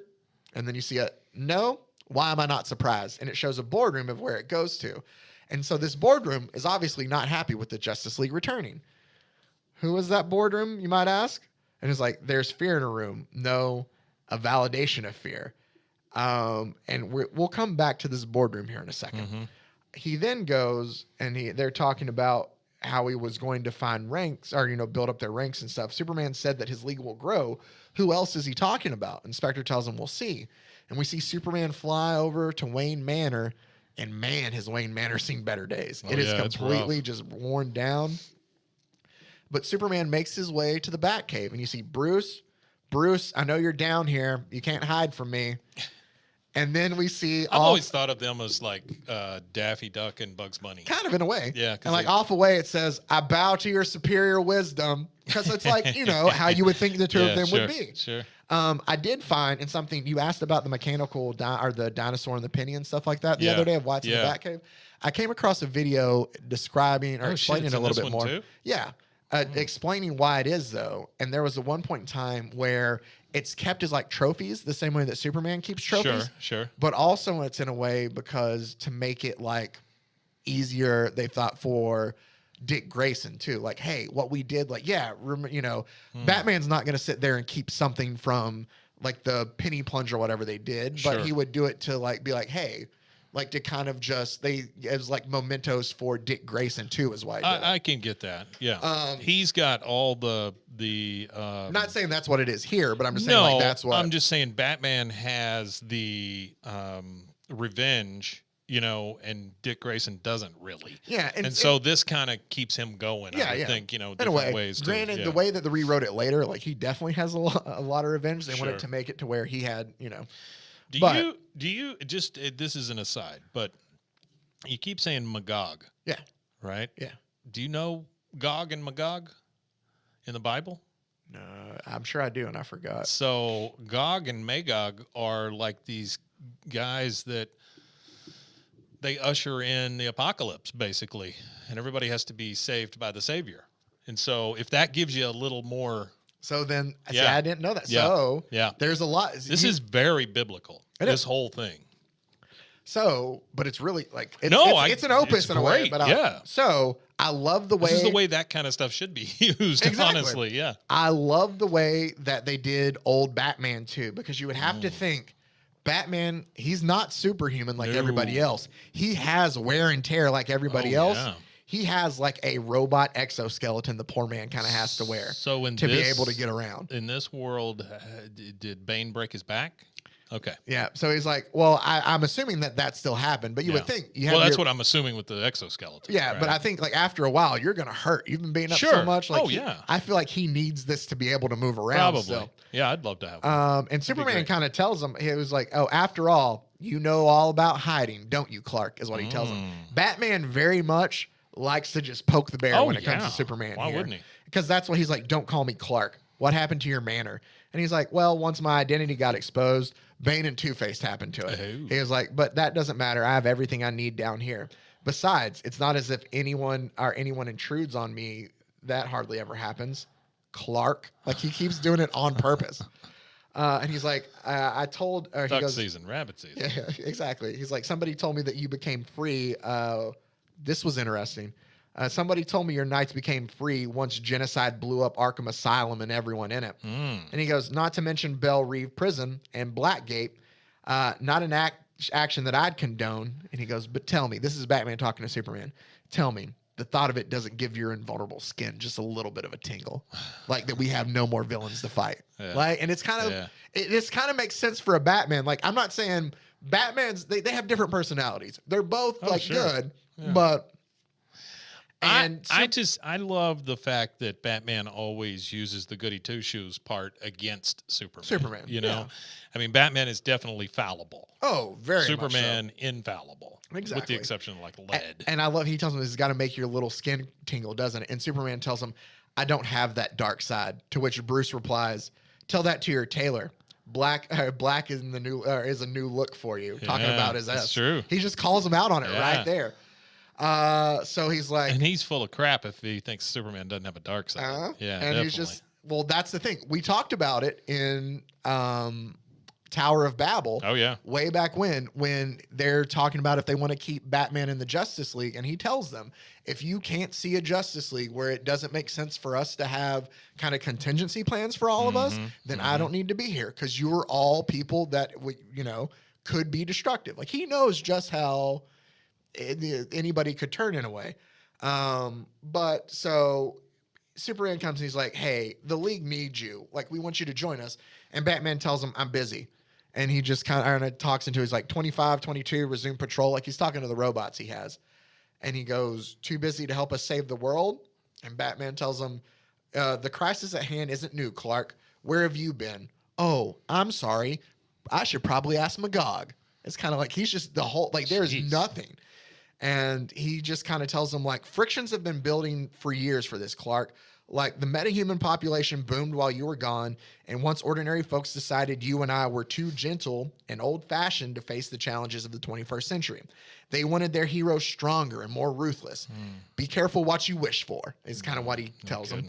And he goes, right now, the metahumans have the keys to the Earth kingdom, or have Earth's kingdom. Wrestling control is a delicate matter. It requires finesse and meticulousness, careful planning against those enemies, more hidden, but it can be done, which this is very much like Batman.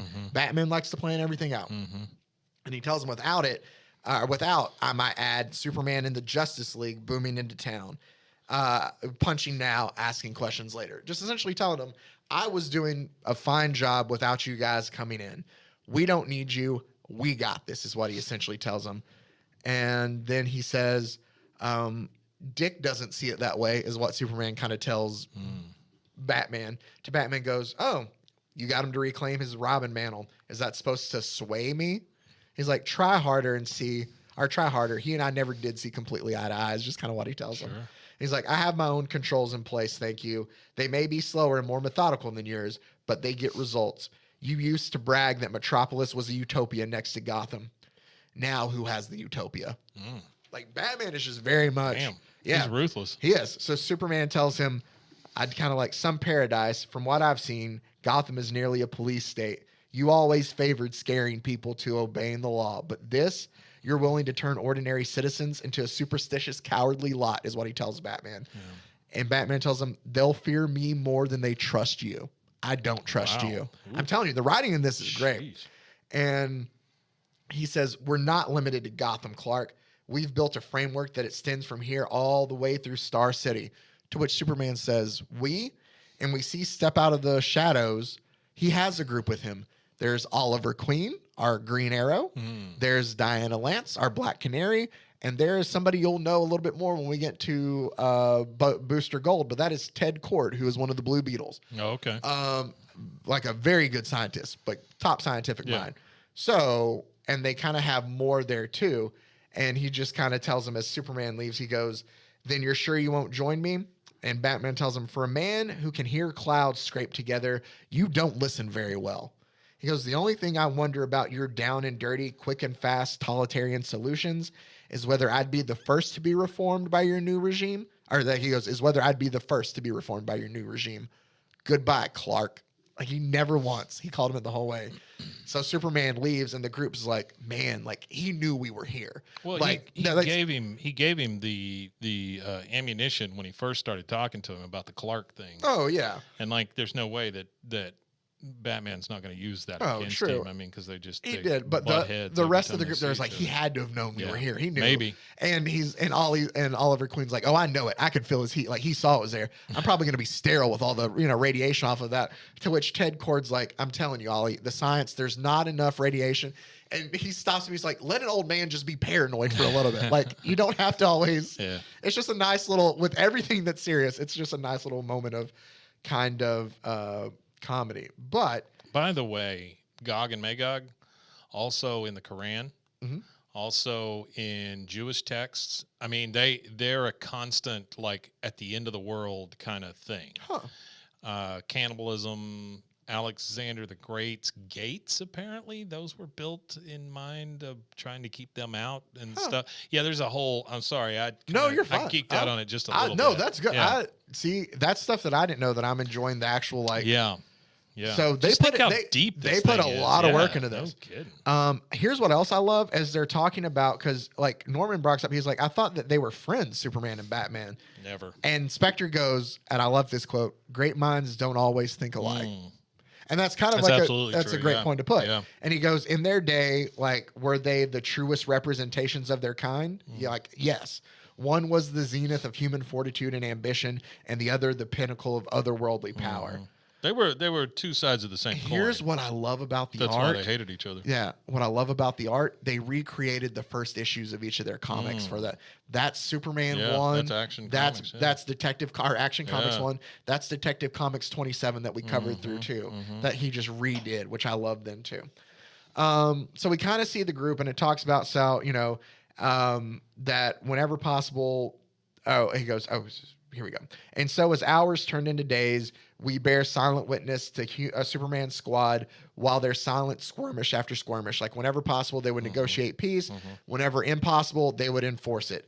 And at every turn, transforming enemies into allies. And so you can see, like, their group is growing. Yeah. And it's including some of these newer heroes. Some of the new gods or whatever. Exactly. Yeah. And then it says, all the while, a world hungry for hope gradually surrenders its fears to the sky. With a cadence almost military, the League march from shore to shore together. They act as an unstoppable unit, breaking rank only occasionally. And it shows there, like, a bad guy is attacking one of the villain or one of the heroes, and Wonder Woman just smacks the crap out of him, just clear away. To which Superman kind of yells at her, and he's like, Diana, like, take a breath. They're not evil. They're just misguided. Like, you're gonna hurt somebody. When did Watchmen come out? 86. Okay. And Neil Gaiman's stuff. Like, late 80s? Okay. Early 90s? I'm just thinking both of those guys must be awfully influenced by this, or just super proud of this. Yeah. Because this seems like right up their alley. Yeah. And then she goes, how badly? If they want to act like warriors, I'll show them war. Like, Wonder Woman is kind of unhinged here, and you'll see more once we get there. And she is a warrior princess. I mean, that's really what she is. And Superman goes, you're right. They seem to have learned little regard for human life, as he's looking, and he goes down to save the woman that's there, and there's nothing more sacred than that. We do get the 2 coins. Like, Wonder Woman is still all just about, like, I'm ready to unleash this. Yeah. And Superman is still like, you're right, but we still need to focus on the most important thing here. Yeah. So we get back to that boardroom. Because that's the thing that's missing from these new, it's the humanity. Yes. Right? Just humanity is missing from the planet at this point. And so Superman's like, that's what we need. That's the thing about Superman and Batman. They always had the humanity. Exactly. That's the one thing they could agree on. Yeah. Well, neither of them killed, because we've talked about, like, that's, you have to have. We've talked about that a lot here lately. Yeah. Speaking of, though, we get I said 2 sugars as the guy's hand chokes out a woman and she just collapses into the chair. And it's like Darth Vader. Norman kind of like reacts. He's like, I feel nauseated. It's just not for the first time. And we see like the guy yells at him and he's like, sorry, immortal habits die hard. I'm pretty sure it's Vandal Savage, which we might have covered at one point in time, but he's just like a villain who can, he's kind of almost immortal in a way. Okay. But he's been a big bad in a lot of comics for a long time. That's what we have here. Cause he's like, Norman's like, and what are we here? Like, this just feels like it's kind of off. Like, I swear I feel something wrong. And he like looks up at the Spectre and he feels like the Spectre can sense like there is a lot of evil in this room. And about that time we see, I just had her trained. And then Vandal goes, not very well. Hello, Luthor. And it's Lex Luthor who enters the room. And he's like, Mr. Savage, I see you've brought King with you. How old is he at this point? Well, he looks pretty old. And he's like, all right, we call ourselves the Mankind Liberation Front. He goes, he introduces Ra's al Ghul's heir. I'm not even going to mispronounce the name because I would. Is that the guy with the weird beard? No. Down here? No, that's him. That's Ra's al Ghul's heir. No, I'm talking about right here. Yeah, I don't know who that is. Okay, all right. Or maybe it is. Dude has a weird, like, little goatee, but it's split in half. I'm pretty sure that is. Anyway. He looks like a wizard. But Ra's al Ghul's, like, next in command is there. Lord Naga is there. Like, he's Selena Kyle. We go, like, he's introducing Selena Kyle, and then you hear a voice go, who's Catwoman? And then it goes, and her companion, Edward Nygma, who is the Riddler. Yeah. And Lex goes, you should be reminded that who should be reminded that he is here solely at the grace of Miss Kyle, is what they kind of tell him there. He's like, and Selena's like, simmer down there, Eddie. Calm down. Well, I got you. Nygma has never been the most stable. No, and he's just he talks a lot, and they're just like, zip it. Yeah. He loves to hear his voice. Exactly. So they ask, Luthor asks Ra's al Ghul's heir, like, where do we stand with, where's his name? There you go. I love how you just put your head against the mic and go, Yeah, I see why you didn't. I didn't want to try to butcher it. That's rough. Yeah. That's a lot of consonants right in a row. He asked him, though, like, how is the medical attention and disaster relief for the Kansas victims? And he replies, delayed, perhaps for weeks. To which Luthor goes, splendid. And then we see tech dispersal this quarter, Naga. And Lord Naga goes, we have integrated another 6 score vigilantes. Given the Arkham and Bell Reeves survivors that we re-outfitted and renamed, we are now responsible for 8% of the superhero population. Who is Naga? I don't know right offhand. Not going to work here anymore. Oh, was all that for that? I take that back. Much. I'm sure that the name sounds familiar. I know he's a big bad for somebody. I just can't think of who it is right offhand. Okay. I'm doing a nerdy disservice right now by blanking on it, and I apologize. But what you see here is like they're responsible for 8% of the population now of superheroes. Yeah. And you're like, excellent. To which Edward then somebody goes, Selena, what's the outlook on? And Edward Nygma kind of stops him and he's like, whoa. Pardon me for questioning, but your impending public service, you're arming metahumans? Mm-hmm. He's like, wouldn't all that serve to make the world a worse place? Like, if we're trying to help mankind, like, we shouldn't be, does the mankind liberation part of this come in? And Lex goes, Selena, for your own good, please keep your guest in line. Remember, dear, curiosity killed the cat. To which somebody goes, actually, Luthor, I had a similar concern. May I assume that the MLF works then to raise the stakes rather than to lower them?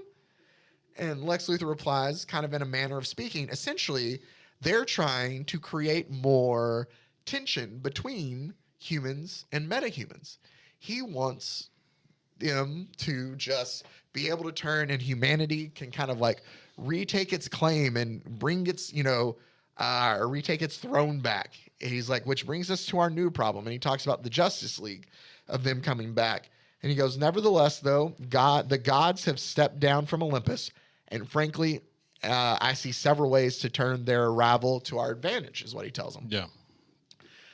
He goes, in fact, by entering into a certain allegiance, I can guarantee a chance to hasten the current circumstances of the end by exacerbating it. And in the meantime, we have nothing to fear from the League. And somebody goes, not even Superman? And Lex Luthor goes, he will not touch me. He will not.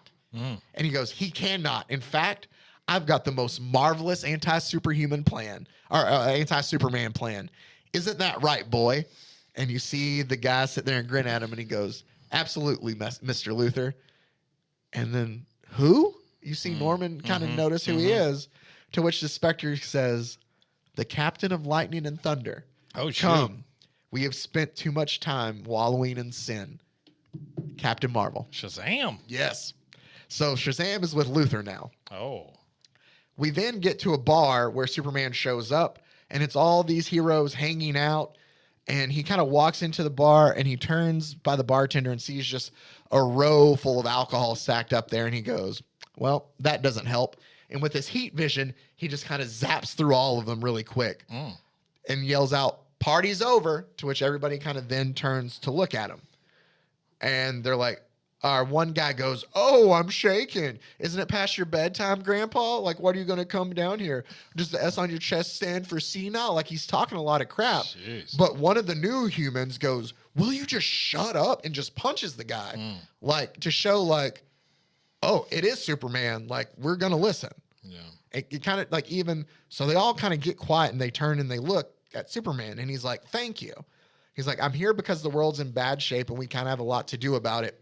I want you to join the League willingly. Before you do, you should know that we have rules and that you have to act a certain way. And like the way you're doing it right now isn't it. He's like, if you want to take up with us willingly, you're going to be expected to be responsible and to act, like the powerful person you are. And you're going to have to behave better. You're going to have to do this, this, and that. Those who don't will be dealt with. He goes, our job is thankless, but we do what has to be done. Right now, we're humanity's only hope. Be heroes. I don't have a lot of hope for the guy with the sixes. I know, but he just tells them, he's like, be heroes. Yeah. And he just turns and leaves. Sure. And they all kind of sit there and turn and look, and it's like a hushed silence for a bit. And then after he's gone, they're like, oh my, was he here? How did he find us? And they're like, question, are you in? I feel like I've just been asked to become the 13th disciple. Like, what do I do? And they're like, Does somebody literally say that? Yeah. Oh, wow. And he goes, I thought my dad was full of crap for being drafted by that guy. But now, and he's like, man, I'd follow that guy to Apocalypse. He's right. The League knows the way. And about that time, we get a thunk and a glowing green arrow by the group of people that were talking. Boo. To which Oliver Queen is there. And he goes, so you heard Big Blue's pitch. Now for the Democratic response. So he has shown up after Superman to pitch some other alternative thing. Yeah. We get back to, they have kind of taken up in the Green Lantern's little lair up there. Yeah.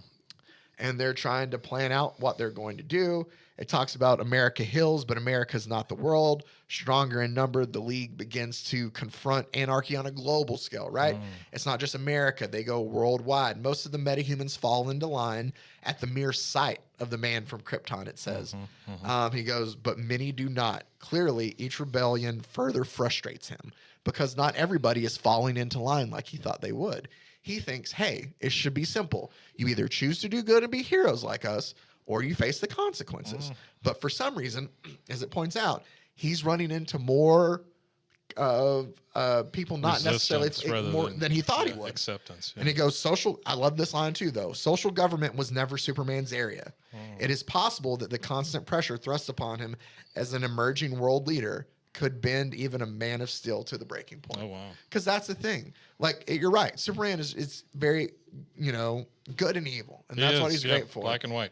And that's so the thing. If Batman never was, he was always in the middle. Yeah. He's a great. Well, I don't believe Batman's a hero. I think I've told you this. I believe Batman's He's an an anti-hero. anti-hero, to begin sure, with. But sure. So there's problems, and it brings up that meanwhile, those closest to Superman began to whisper another question. Like in all of these missions, how come nobody's been able to find Magog? Like, what is he even looking for him? Is he kind of scared? And we get to like another thing of the battle that they've had, and Superman's like, it's not supposed to be like this. And Wonder Woman's like, what are you talking about? He's like, we shouldn't have to fight this hard to turn people into heroes. And she goes, you said it yourself, Cal. We do what we have to do. And he goes, yeah, and yet we're ending up with more captives than converts. And he goes, what do we do with those who refuse to see the light? And she goes, I have a suggestion. Follow me. She takes him to Atlantis to see Aquaman. Okay. And Wonder Woman essentially tells him, what we would like is that, the world outside has gotten bad. The sea provides the perfect buffer between us. Like, we would love to create an underwater penal colony for rebellious metahumans here here in Atlantis. And Superman turns and is like, what? Like, he didn't know. Like, he's thrown off. Yeah. And he's like, what? I don't blame him. To which Aquaman or Arthur is like, don't insult me by acting disingenuous, Superman. He thinks that Superman's kind of in on it. He's like, don't do that to me. Like, show me some respect. Permission denied. Like, I'm not going to do that. Like, why would I ever do that? To which then she goes, Arthur, like, if you could see the trouble we're going through, like, there's a lot up there. Like, join us, stand by our side like you did in your youth. Come on. And he goes, a faint invitation, though I miss the camaraderie, I was never comfortable being your Aquaman. And I like that line then too. Like, there's so many great lines. And he tells him, like, he's like, you have the world up there to worry about. I have the other 70% to worry about. He's like, you want to think and kind of like trivialize everything that I have going on. You have no clue what I have to deal with down here. Oh, I would imagine. And she kind of tells him, fish. He goes, you, Princess, surely understand how uneasy lies the head that wears the crown of like what I have to do. And Wonder Woman tells him, I no longer have my royal station, Arthur. Like, they took it from me. Well, Superman's really the only one that doesn't have his homeland to worry about. That's true. I mean, everybody else they're fighting for their people or their cause or whatever. Superman's really the one alien. Exactly. And Arthur's like, no, you can't. And she's like, yeah, like, my sisters decided that I failed in my mission as an ambassador and that I had not made the world a better place. So they kind of stripped me of my royalty, of my heritage, and I'm no longer welcome on Paradise Island. Like, I've been banned. Like, I don't have anywhere. Wow. And he's like, I'm sorry to hear that, but that has no bearing on my decision. Like, I'm still not letting you build this penal colony there. And as they leave, like, Superman's like, why didn't you tell me about that? And she goes, about the prison or about me losing, my royalty or whatever? And he's like, both. Like, why? And we see like this moment of where she's like, she has like this moment where she's kind of opening up to him. And Superman goes, both, Diana, you and I have changed. And I don't like what you're asking me to do, because she's telling him like the prison, like, we need to do that. He's like, I'm not used to forcing others to follow my lead. Now I'm supposed to jail everybody who won't, like, to act like judge and jury against our own kind. He goes, that's a facetious. Fascist? Facetious. No, like, if it's a fascist. Fascist. Yeah, but I guess there's an S on it. And he was like, that's a fascist. I can't do it. That's a fascist line.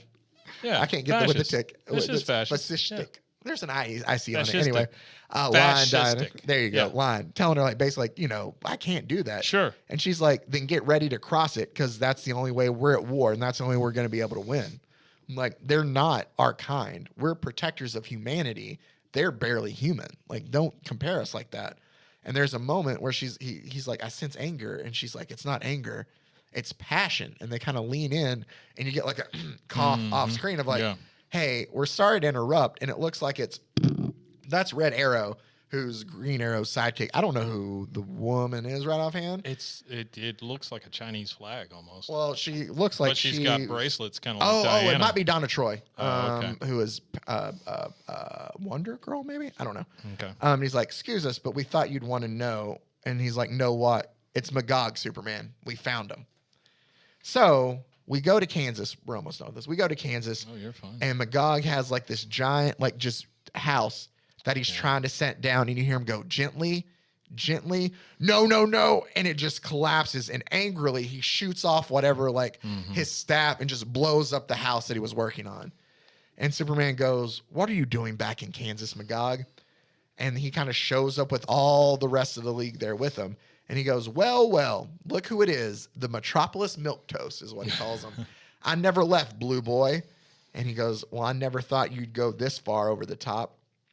He essentially tells him, like, you led 6 unstable powerhouses against one pathetic parasite, an overkill gesture that murdered 1 million people. And Magog tells him, and what are you going to do about it? Go ahead, take a swing, punish me, try to lock me away if you've got the guts. And he goes, I'm not afraid of you, Magog. And Magog goes, oh, get out of town. No, wait, you already did. Actually, you've got a lot of nerve blaming me. This was your fault. To which Superman tells him, my fault? Like, what did I do? And we get the throwback of kind of what happened. And Magog tells him, like, people were questioning, saying that you were out of touch even when I was a teenager, that the way that you handled crime needed to be better. You know, like, what did, where's the line? It says, world's oldest Boy Scout is what they called you, but you wouldn't change. He goes, you wouldn't get in step. You wouldn't flex with the times. Remember the Daily Planet asked if that's why Joker got so many notches in his belt when he blew into our town. How many did he take out just the last time alone? 92 men? And Superman goes, and 1 woman. Because it's Lois. So, that'll do it. Yeah. So as it shows him being like carried off the Joker, he goes, we both tore up the city looking for that bastard. I really thought you or Batman would get to him first. Even I almost missed him. Think of trying to find the Joker. Well, it says almost. Well, and that's one of those things, right? I mean, when evil no longer exists and that's what you were fighting against, you know, you've got nothing to really fight for. Well, and here's the thing too. And so Magog goes, I will never forget the look on your face when you saw me standing over that smoking creep. All the way to jail, I thought, what a sap. What an old woman Blue Boy's dragging me in for having the stones that he didn't. He goes, times are tough. Joker had been deserving worse than cuffs for years, so I took it on myself to lay him down. I can't be judged for that. I was a hero. And it shows the headline of the Daily Planet, Magog acquitted. Yeah. And the Metropolis, like the poll, 77% agree with him too. Like they're like, you know, we're done with Superman. The thing I noticed about Magog, he's got the 2 horns, you know, and that is part of the thing in the Quran. Where he's like the what do they call him? He of the 2 horns. So I mean, it's super deep how they've done this. Yeah. So there's a lot of if you look into it, and so we see then it says that, but you just wouldn't roll with it. You had to get off, or you had to get in a last shot and piss me off. I wanted the torch passed. I wanted to cement my claim as Metropolis's new #1. I asked for a title bout between you and me. And I won by default. You flew off with your cape between your legs.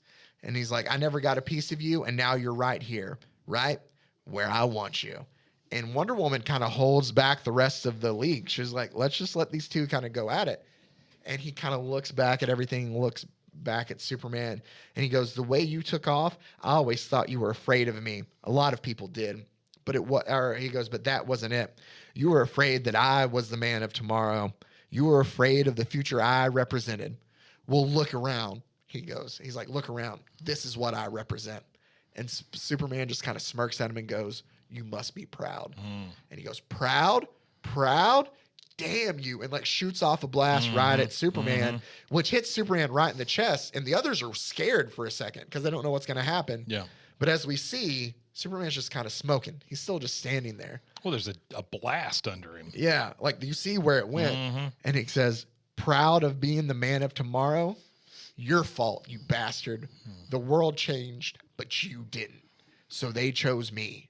They chose the man who would kill over the man who wouldn't. And now they're dead. He goes, 1 million ghosts punish me. Lock me away. Kill me. Just make the ghosts go away. And he just kind of collapses there in front of Superman. Yeah. And you see, like, there's a moment where you see just kind of like Superman, just a sense of humanity.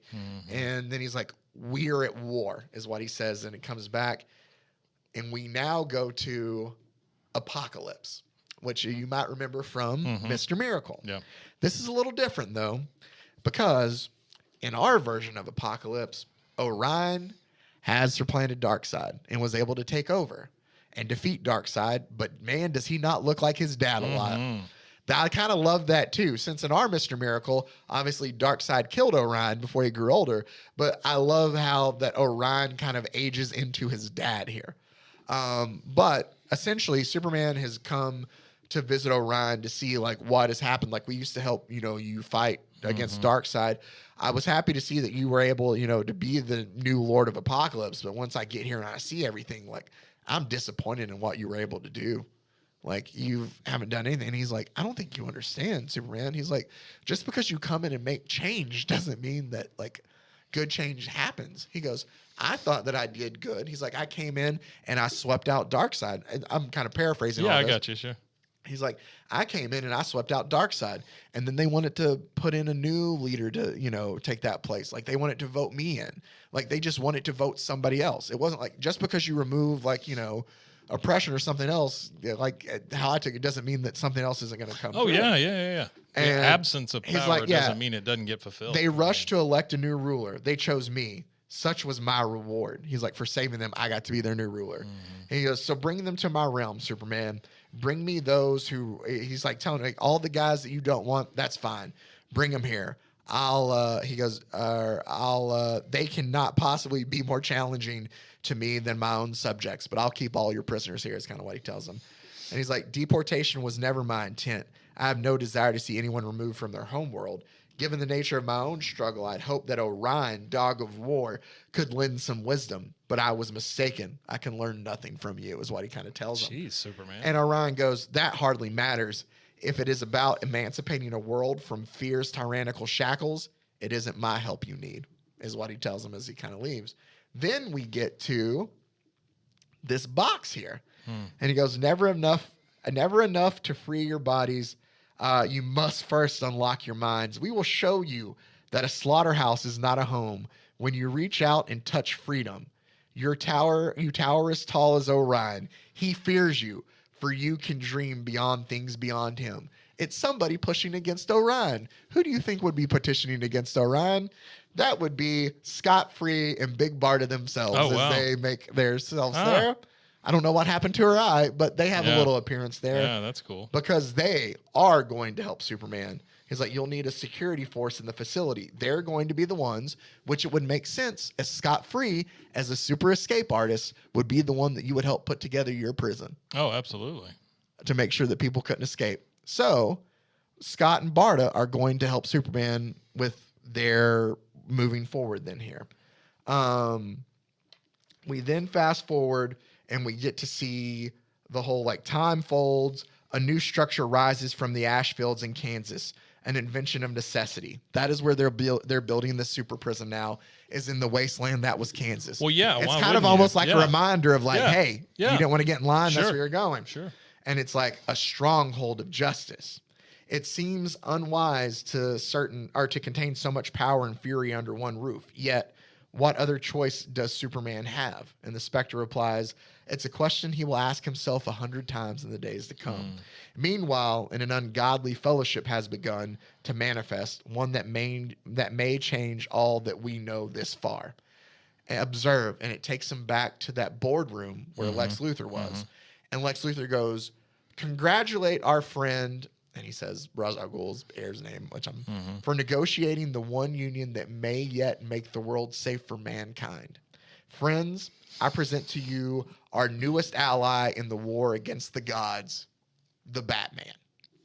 As it's Batman, Ted Kord, Diana Lance, and Oliver Queen are all there, and with Lex Luthor, and he goes, they began to build a gulag, is what Batman tells Luthor. And Luthor goes, I know, I don't want to spend my remaining days there.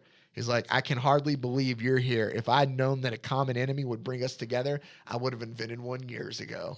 This must be killing you. And Batman goes, given the circumstances, what choice do I have but to throw in with Lex Luthor? Alone, neither you nor I can expect victory. But together, we can curtail the Justice League once and for all. Wow. And that is where it ends. And we will pick up next week then with part 2 of Kingdom Come. So there you go. I went into it a little bit more than I would have since we are breaking it down into 2 parts to cover the story a bit more. But I just really love the story, and I think that it's absolutely fantastic. So there we go. That is our chapters 1 and 2, and we will do chapters 3 and 4 next week to cover our story. But the art is fantastic. I love the story so far, and it's great. If you haven't read it, I'm still not giving everything away. I try to make sure not to do that. Like, I give away enough of the story, but there's still stuff if you go back and read that you'll pick up that you didn't get. But it's just absolutely great story, and I hope you're enjoying it at least so far. It is very good. Yeah, it's very deep. So yeah, I'm very interested to see.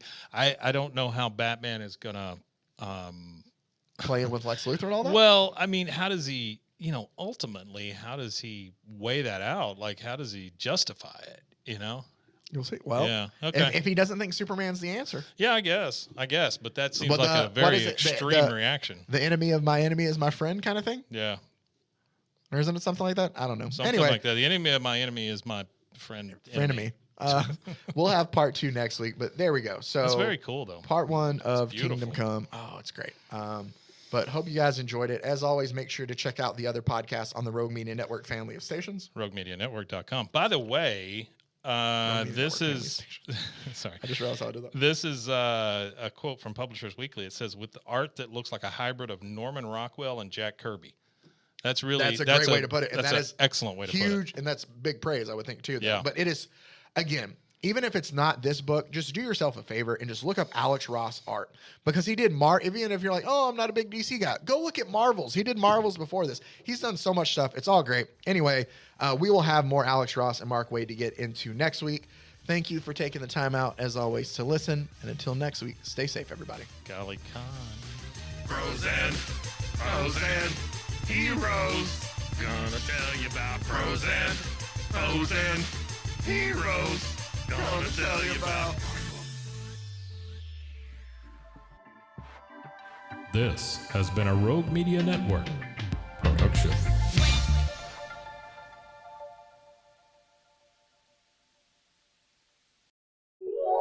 This is a Rogue Media Network podcast.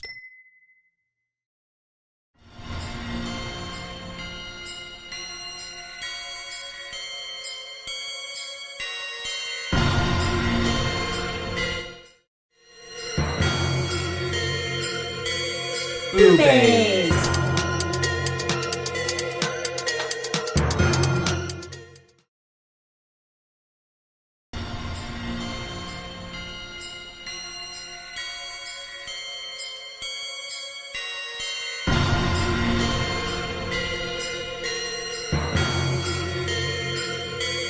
Boobies.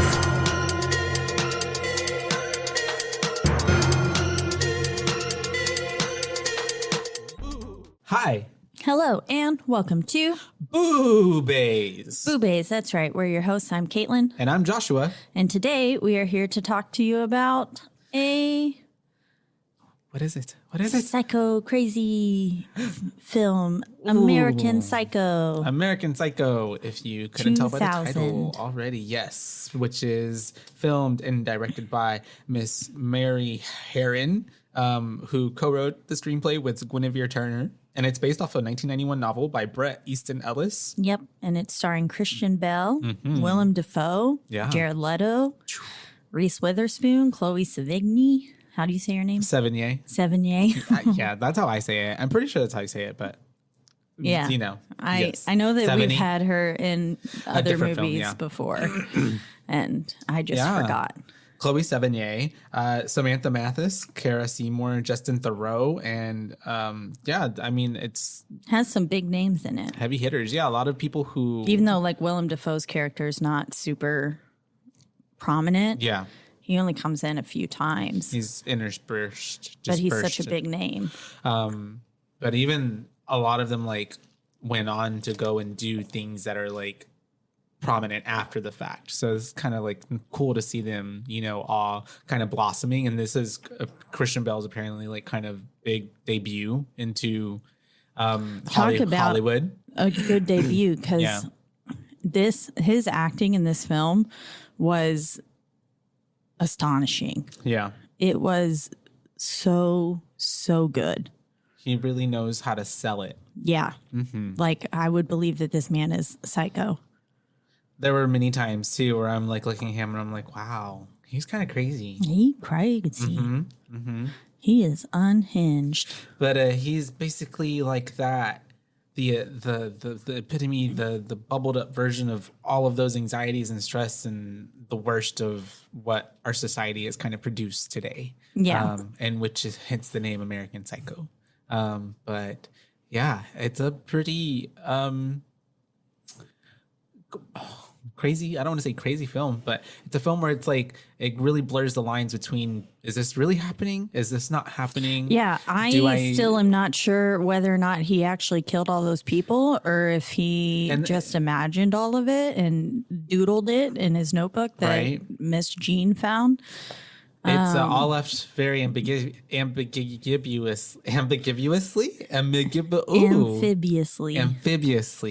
and it's because of the book left that way as well. And then, I mean, it's so hard because they really have no type of like separation between, like, it's like he's breaking a fourth wall, but then it's like not, and then it's like all happening with the same sentence as he's talking to someone, and they do not pay attention or what's the word, like, acknowledge what he's just said, and they say or talk about something else. Yeah. And so it's, a lot of the times I'm like, what's going on? What just happened? Yes. And this film had some very like harsh cuts that it was like watching a bunch of different tiny movies with like plot lines that didn't quite line up with each other, or like, I can see what you mean. Plot points that didn't. Yeah. Like, it just would be like, there would be no transition in between them. It would just be like, between like a night scene and then it's the next day, or kind of like, yeah. And it would feel like in the middle of a sentence, like there's no we're going to go home kind of thing. And then you wake up, like, it was just like, okay, next day. And like in between the Christmas party and something else, or like whenever they end up at that one dinner and everyone's there and you're getting introduced to everybody and they're like, everybody's having an affair with each other, basically. Yeah. Like right before we got to that scene, it was just like deep. Yeah. And it was just like, oh, okay, we're moving on, trucking along. But yeah, you want to jump into it? Yes. We open with some what you think is like cheesy blood spatters as you get the title sequence, which I think is what it's meant to look like. Yeah. But then you see that it's like a compote, like little jam underneath some meat, because you get some meat chopping. It reminded me of the menu. I haven't seen it. Oh, okay. You saw? Okay, yeah. It reminded me kind of that, actually. But yes, very kitchen, gourmet, fine dining experience. It's plated very well. Yes. Top Chef. Yeah. And so we are, and I really like how it's like all white and we have them doing that with the food, and we get the credits coming by and we have like the title card essentially already. And it's just like American Psycho. Right? Yeah. And then we have the credits rolling, and that's when you start to see that it's like a pretty star-studded cast. And we start to then go into people chattering. We have a restaurant and very high class, fancy fine dining at its best. SpongeBob's fine dining, and we have kind of this bunch of finance bros eating dinner. Yeah, and we're set in the 80s, and you can already tell from the like setting and the way that like people are dressed, the clothing, the style of hair. One lady, I think it might be later in the film, or it could be at the beginning, whenever. Yeah, I think it's when the guy's reading the menu and like the specials off. Oh, This lady's hair is so tall. It just went like taller than the menu. Yeah, so they have big. no menus. Hello. It was really quite something. But so we're there, and a bunch of finance bros eating dinner, and one guy's being like pretty anti-Semitic and not being chill. And Christian Bale's character, Patrick, does a good job he's got like some really good moral views. Like, well, it's like the facade he's trying to put on. yeah. Yeah. That we learn later. He's like, every man should be able to do this, essentially. Yeah. But he's able to kind of portray makes himself. Good points. Yeah. And it's like, okay, yeah. But then you're like, oh, wait, he's a murderer. And he feels nothing.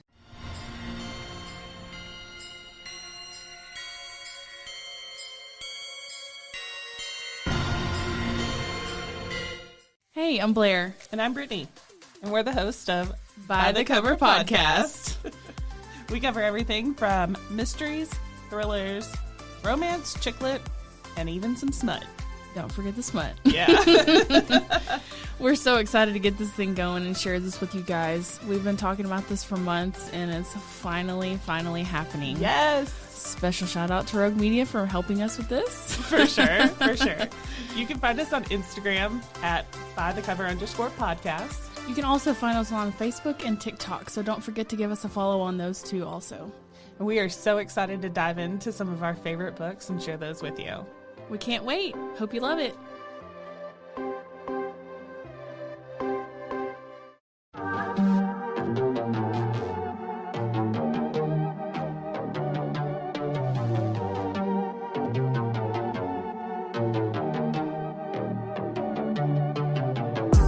Hey y'all, I'm April. Hi, I'm Caroline. And we have a new podcast for you. What's it called, Caroline? Bloody Happy Hour. It's going to be your new favorite guilty pleasure. We're going to talk about some bloody stuff. Serial killers, true crime, rapists. Why not join us? We'll have a good time. You literally never know. I don't know what I'm going to say. Bloody Happy Hour. Apple Podcasts, Spotify, or wherever you listen to podcasts.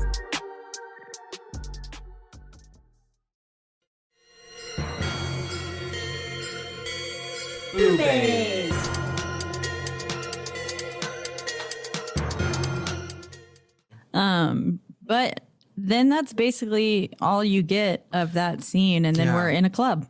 Yeah. And it's like, okay, we're at a club now. We're at the club, and before that, wasn't there like I love how someone was like, they don't have a good bathroom to do coke in. Yeah. So already from Which the you can get-go, tell it's also all about the 80s because they were all doing cocaine. Yeah, and then the way they all pull out their credit cards at the end, or whatever. But and they looked like they were all like Amexes. Oh yeah, the big heavy hitter cards, the heavy ones, and they're at the club. And this is whenever he's trying to buy a drink, and the lady is like, "There's ticket. Which one? Who tries to use tickets at a club?" But anyways, she's like, "These aren't good. You need cash." And he's like, "You ugly bitch! I'm gonna stab you and play with your blood.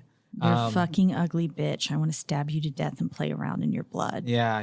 And it's like, and that's our first indication of like him saying something, and nobody responds to it. Yeah. And his delivery most of the time is just, it's so natural, and it's so like he's smiling while after he says it, and he's just like waiting for his drink, Mm-hmm. So I thought imagine that was so interesting. It was loud enough in there too that she didn't hear it. Yeah, she didn't hear it. Mm-hmm. But yeah, there are several instances in the film where people talk to, or he'll say something, and then people just immediately glaze over it.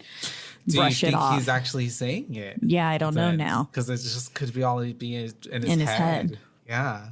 Yeah, this movie made me feel like I was psycho. I didn't know what was going on. Me too. I was like, Yeah, same. Especially in moments. It's good though. When he's just going on, or he's doing all of his killing, and I'm just like, what? How are we here? And then, yeah. Especially even later when it gets more confusing towards the end, when we have it kind of climaxing, and then you wake up and it's like, wait, did anything happen? What the fuck? You know what I mean? Yeah. But we have him then getting to his apartment right after all of this, and then we get to see his all white apartment, very clean and aesthetically pleasing apartment. Yeah. Mm-hmm. And this is where we get one of the first little monologues that he does, where he narrates his "Get Ready with Me." Yeah. Yeah, essentially. It's exactly what it was. Yeah. He says that he's 27, so we establish his age. His name is Patrick Bateman. Yeah. Also, he did not look 27. He didn't, no. I was like, Yeah, I was like, he's 27 with like a lot of question marks. Yeah, he didn't look. He looked like he's in his 30s. Yeah, but I don't know. Also, some people age differently. Yeah, because then there are some people that I'm like, so really young for their age, and some people look really older for their age. I don't know. Yeah. Yeah. But yes, I agree with you. Did not look 27. And he's talking about his like skincare routine, essentially, what he does, and talking about like the cold press that he puts on his eyes, and doing like he can do 1,000 crunches. Yeah, overkill. Yeah. What is 1,000 crunches gonna do? Yeah, like it reminds me of One Punch Man, which is an anime. In which he does 1,000 crunches. Oh, okay, like 1,000 push-ups. Okay, all of that. That's how he gets his superhuman strength. He does a really intense workout routine. But I it's guess simple. it does work. Yeah. Compound exercises are good. It's calisthenics essentially. I like that word a lot. That's a really good drag name. Yeah, I like Welcome that. to the stage, calisthenics. I would be like, woo. I'm calisthenics, but like I don't do any flips, no tricks. Like I can barely move. I just get wheeled on stage, propped up like one of those things on the furniture dolly. Oh yeah. That's great. Just Hannibal. It's like a little platform. Yeah. We can do that right now. There's a furniture dolly Push behind play, you. and I just do like a little number with like my fingers.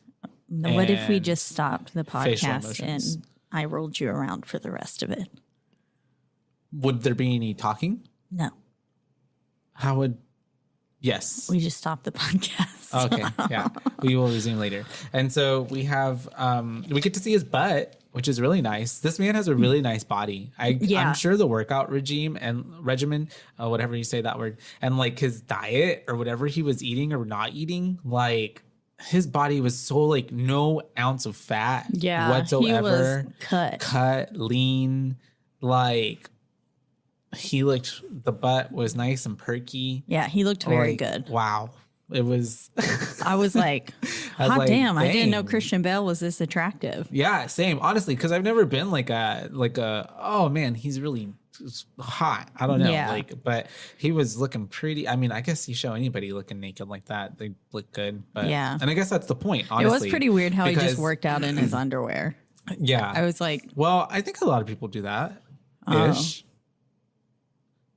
I mean, isn't essentially some athletic clothing kind of like underwear? Yeah. Like skin tight. But I get what you mean. And they were boxers, weren't they? No, it was tighty whities. Tighty whities. Yeah, you're right. But probably because he likes looking at himself, I'm sure, right? Yeah. Because he's so narcissistic. We see that later. Yeah. When he's having sex. The sexuals. He's just like. He's proud of himself. Yeah. In the mirror. Oh yeah. It's pretty awkward, honestly. It was. I was like, damn. And then he kept like flexing. And I was like, boy, you need to stop. And so he ends up getting to work, I believe, right? And that's whenever we meet Jean and we get to meet his, for some reason I thought her name was Shelly at first. And then later on they say Jean more. Yeah. And I was like, I thought her name was Shelly this whole time. They said something that sounded like Shelly. Or maybe someone else's. Maybe that name came up. Yeah. But he ends up like talking. She ends up telling him about like, appointments, this and that. He tells her that she should not wear the suit that she's wearing. She needs to wear a dress because she's prettier than that. Yeah, and basically she needs to wear more feminine clothes and wear high heels because he likes high heels. Yeah. He's dehumanizing her. Yeah. Also, we got... During his narration, he says there is an idea of Patrick Bateman, but he's simply an entity. And it's like, okay, so there's like this, he's putting on this big mask for everyone. Of course. Yeah. Which, I mean. And he openly admits that from the beginning. Which everybody. He's very honest. Because this everybody whole film does, as certain, you mask a bit because that's just natural to do. But he's I have different personalities for different people. Yeah, exactly. Yeah, it's literally that's ADHD. And so, and to his defense, I mean, other than when he starts kind of killing people, which we don't even know if he actually did. Yeah. He's essentially just kind of we're just getting to see the inner monologue being outer, essentially, of just kind of everybody kind of gets frustrated sometimes and wants to like, you know, grab someone's head and ram it onto the table. Like that's just natural. Like, right? I feel like I definitely have had that thought before, but like, bam, bam, bam. Yeah. Or like want to punch a baby in the face. Like, come on now. Like, just be honest. But, just don't have a breakdown and start killing homeless people in the street and ladies. Oh, and there was a scene that I was like, oh, Caitlin. Yeah, I know. I was like, please don't hurt this cat. Oh no. I was like, crap. Yeah. Oh, but when he like started stomping on the dog. Yeah, that too. That was I was horrible. like, oh my God. Yeah. He That's killed a a puppy while he was at it. Yeah. That's how you know someone is really unhinged. Yeah, if they can hurt animals. They're so defenseless. Mm-hmm. And also not him like doing all of this stuff and acting like he's like so busy, and then it just goes to show like, and he just starts to put on TV, and he's just watching TV at work. Like I'm just like, that is such a like in his head he's built up that he's just so important, but he just gets there and he starts watching TV. Yeah, which I'm assuming not all of them do that, but we also learn later or here in a bit that he's a nepo baby. Right? His dad practically owns the company. Yeah, that's right. And so Reese Witherspoon's character, she says Evelyn. that. And so she's like, you can do whatever you want.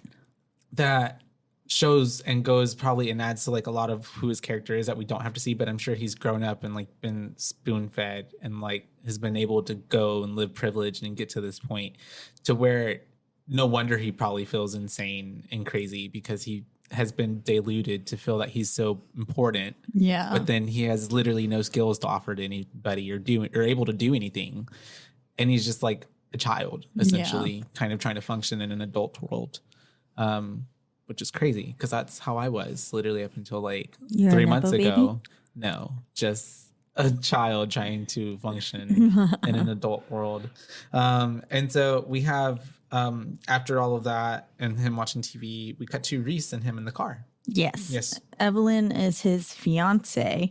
We find out. He says my like supposed or apparent fiance.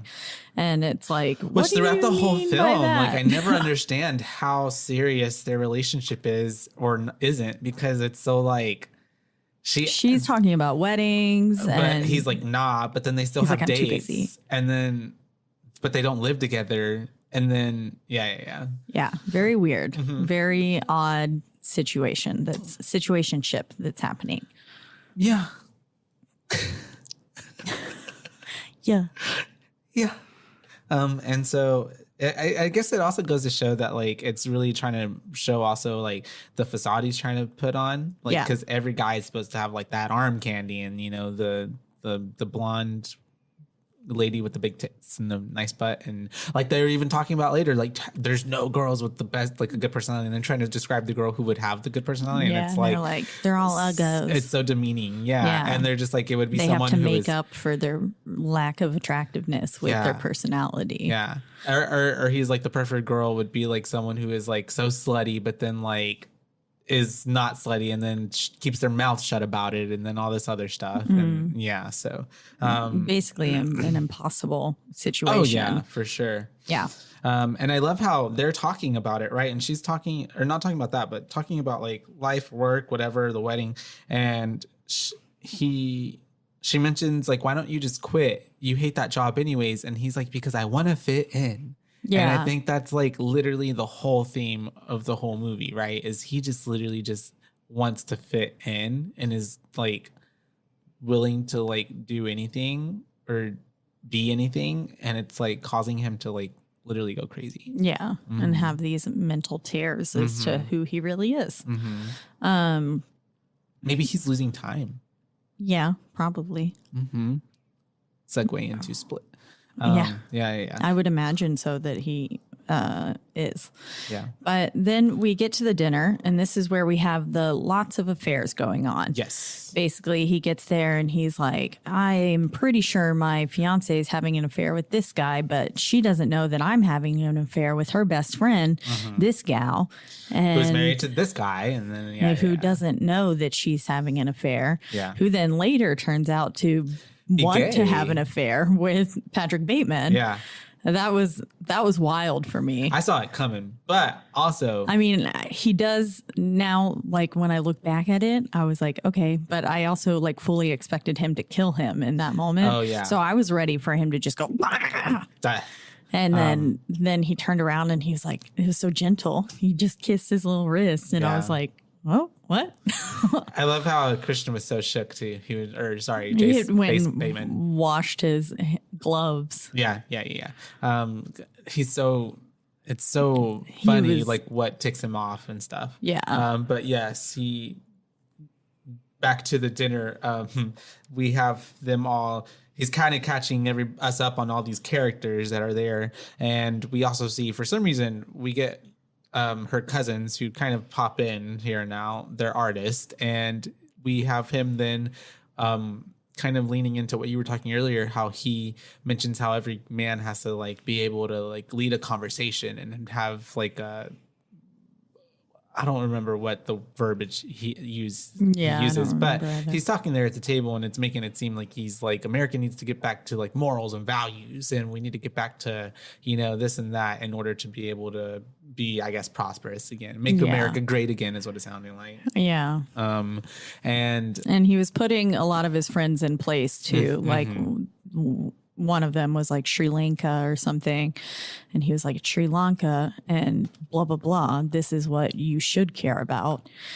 And again, putting on some good moralistic kind of higher than thou vibes facade, but he's not. But he's a psycho. It's like murderer. what he really wants to be, and he's so frustrated that he can't be that he turns into like his impulses to just like Yeah. Especially because a lot of times when he does kill, it's after things trigger him, or he's pissed off about something, so he's just throwing a tantrum basically. Yeah. And then his murderous impulses kick in. Like here in a moment, we are at the ATM, and he's getting some. Why are they always getting cash? I guess for the strippers or the prostitutes. I mean, not strippers. Right? Yeah. But anyways, he's getting cash out of the ATM, and he ends up having this lady walk by him, and she's like really actually alluring and like mysterious, and so he like walks up behind her, and then I love how they're just at like the crosswalk, and he's just like hello, and she's just like hey, like what do you want? I thought they were gonna go home together. Well, I'm pretty sure they did. They did. I'm pretty sure. You don't know though, because it just cuts. Maybe the cuts are him losing time.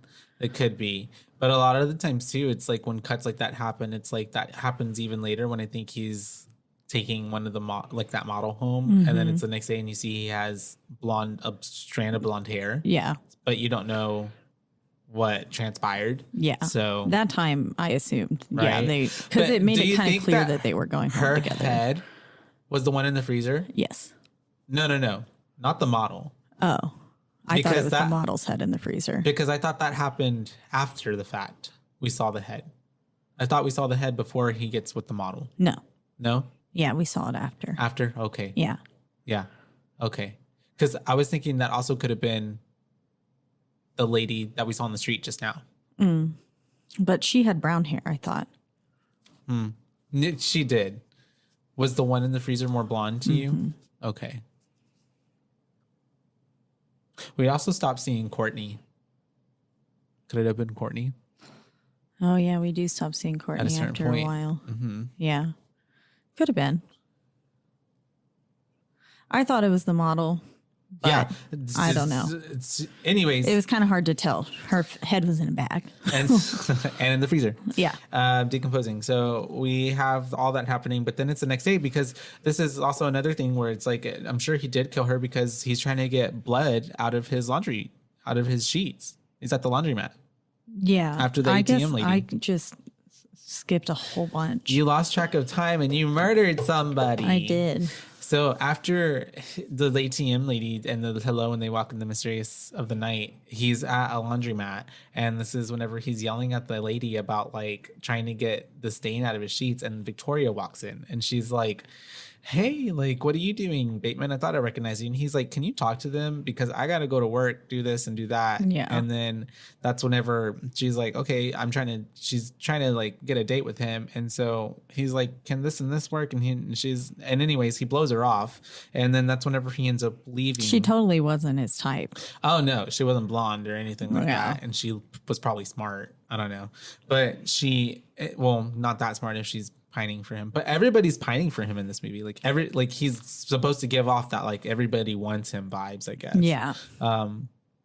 But he ends up then going and talking to Courtney on the phone. Yes. Okay. This is where I get back in. Yeah, because he's talking to her. He's like got porn playing in the background. Yeah. Because he's just, And he had mentioned earlier that she had some serious drug issues. Oh, yeah, which we can see here. Yeah. Yeah. Because you can tell already on the phone, she's looking pretty rough. Mm-hmm. And he's basically saying, like, I want to take you to a nice dinner and take you to Demacies. Was that the name of? No, Dorsey's. It's dorsal fin.